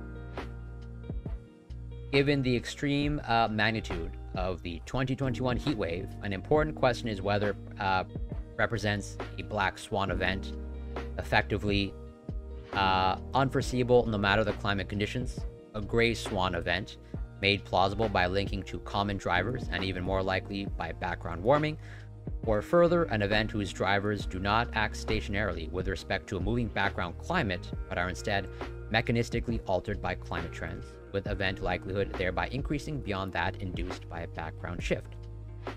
We first find that, although the event of 2021 was unprecedented by large margins, it was traceable to common drivers, exhibiting extreme anomalies. Interacting circulation features provided highly anomalous atmospheric dynamical forcing, and land-atmosphere feedbacks probably amplified the severity of the event, contributing to a total of approximately 40% nonlinear amplification. Further, however, we also find that the interactions amplifying this heat wave are mechanistically linked to trends in temperature, soil moisture, and geopotential height that increase their likelihood, possibly suggesting a long-term shift in feedback behavior underway in the region, compounding background warming. In contrast to first assessments of reference 49, who concluded that the atmospheric dynamical patterns during this extreme were probably not exceptional, we provide evidence that the interaction of a persistent anomalous wave number of -4 blah blah blah. It seems like they're saying that there has been this other research that maybe doesn't come to the conclusion that this extreme weather event was, let's say, made worse by climate change. But they're specifically responding to that. And it seems like maybe through a more rigorous analysis. So finally, our results underscore that even gradual warming over recent decades dramatically transformed the character of this extreme heat event. Since 1950, an anomaly of this magnitude has been refigured from virtually impossible to plausible and somewhat expected. With a return period of hundreds of years, continued warming will cause the probability of an equal or stronger event to rapidly increase, potentially becoming an approximately 10 yearly occurrence with 2 degrees Celsius warming above pre-industrial temperatures, which may be reached by 2050 in even a moderate emissions scenario. And so they say with 2 degrees Celsius warming, but I think even just one of the articles we read, just like whatever, a little bit ago, it's like, yeah, the Intergovernmental Panel on Climate Change pretty much says that we're on track for, 2.7 degrees Celsius warming. I think it was 3.7, whatever. I know it was pretty much like for sure greater than 2 degrees Celsius warming. So like looks like we're going to like overshoot this, and might be even more dire consequences. So again, we can kind of, as mentioned, we can't ever say conclusively that one singular weather event was caused by climate change, but with studies like this, we can do a retrospective of like, yeah, can we say with absolute certainty that this situation was made worse by climate change?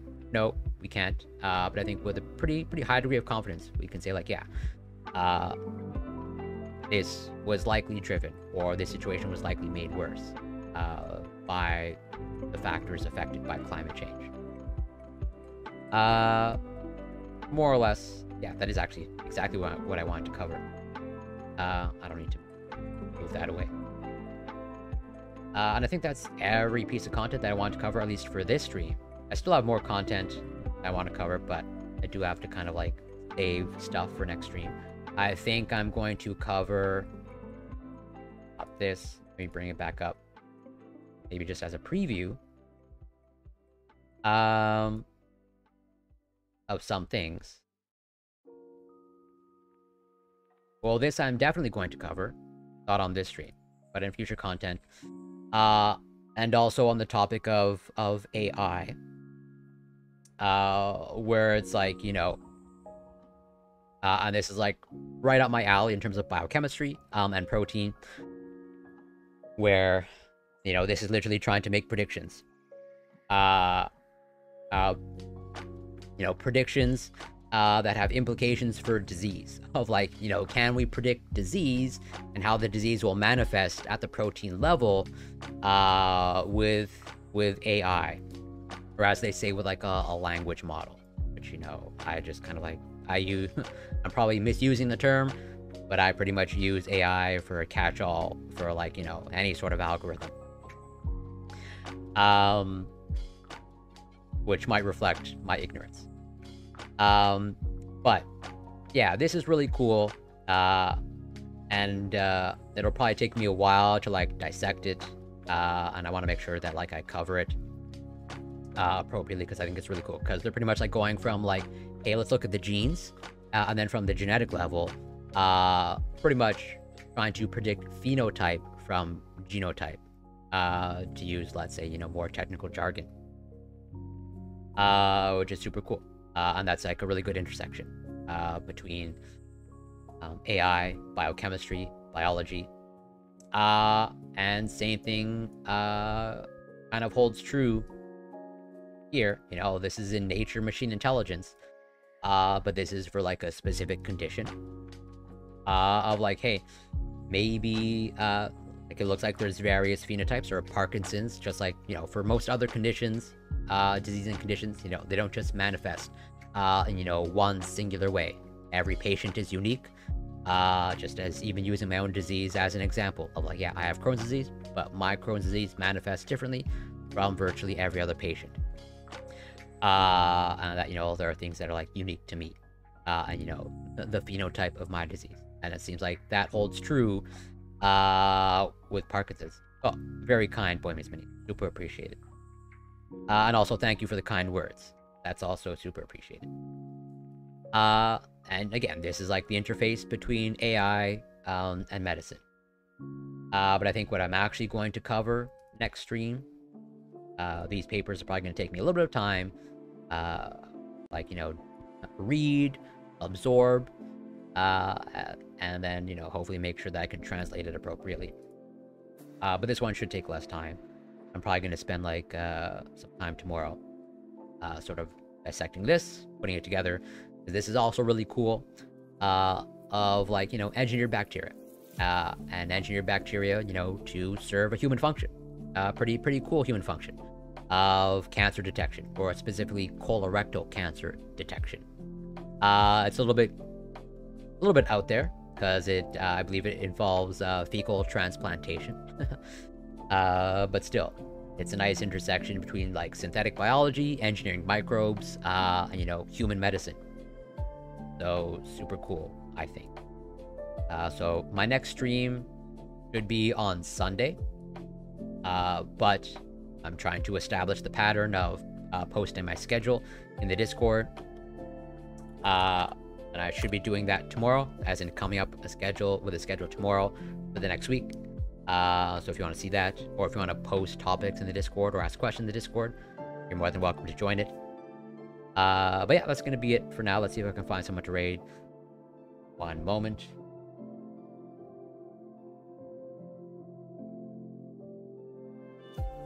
Astro Canuck is streaming, and they are Canadian and a science streamer. I can't really help but raid them. We're gonna set that up.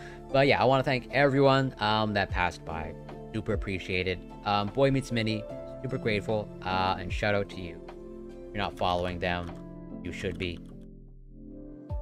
And also shout out to Talarex Live. Much appreciated for the raid.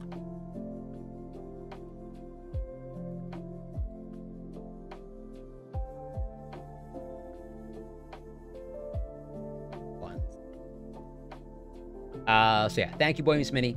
Thank you, Orange Hue, for passing by. Thank you, Freedom Dow, Wildcat Snow, October 666. And anybody else that I forgot, I apologize. Globus. I know I'm missing a bunch of people, which I apologize for. But thank you, everyone, for passing by. And we're going to raid into Astro Canuck. They are an astronomy, science, and technology streamer, and they are also Canadian, and they have what I think is like pretty much like the one of the best, if not the best streaming setup, and I wish I had as much of a cool of a setup as they do, and all the effects that they have. But yeah, we're gonna rate into them. If you're not following them, you should be. And until next time, take care, be well, and be kind.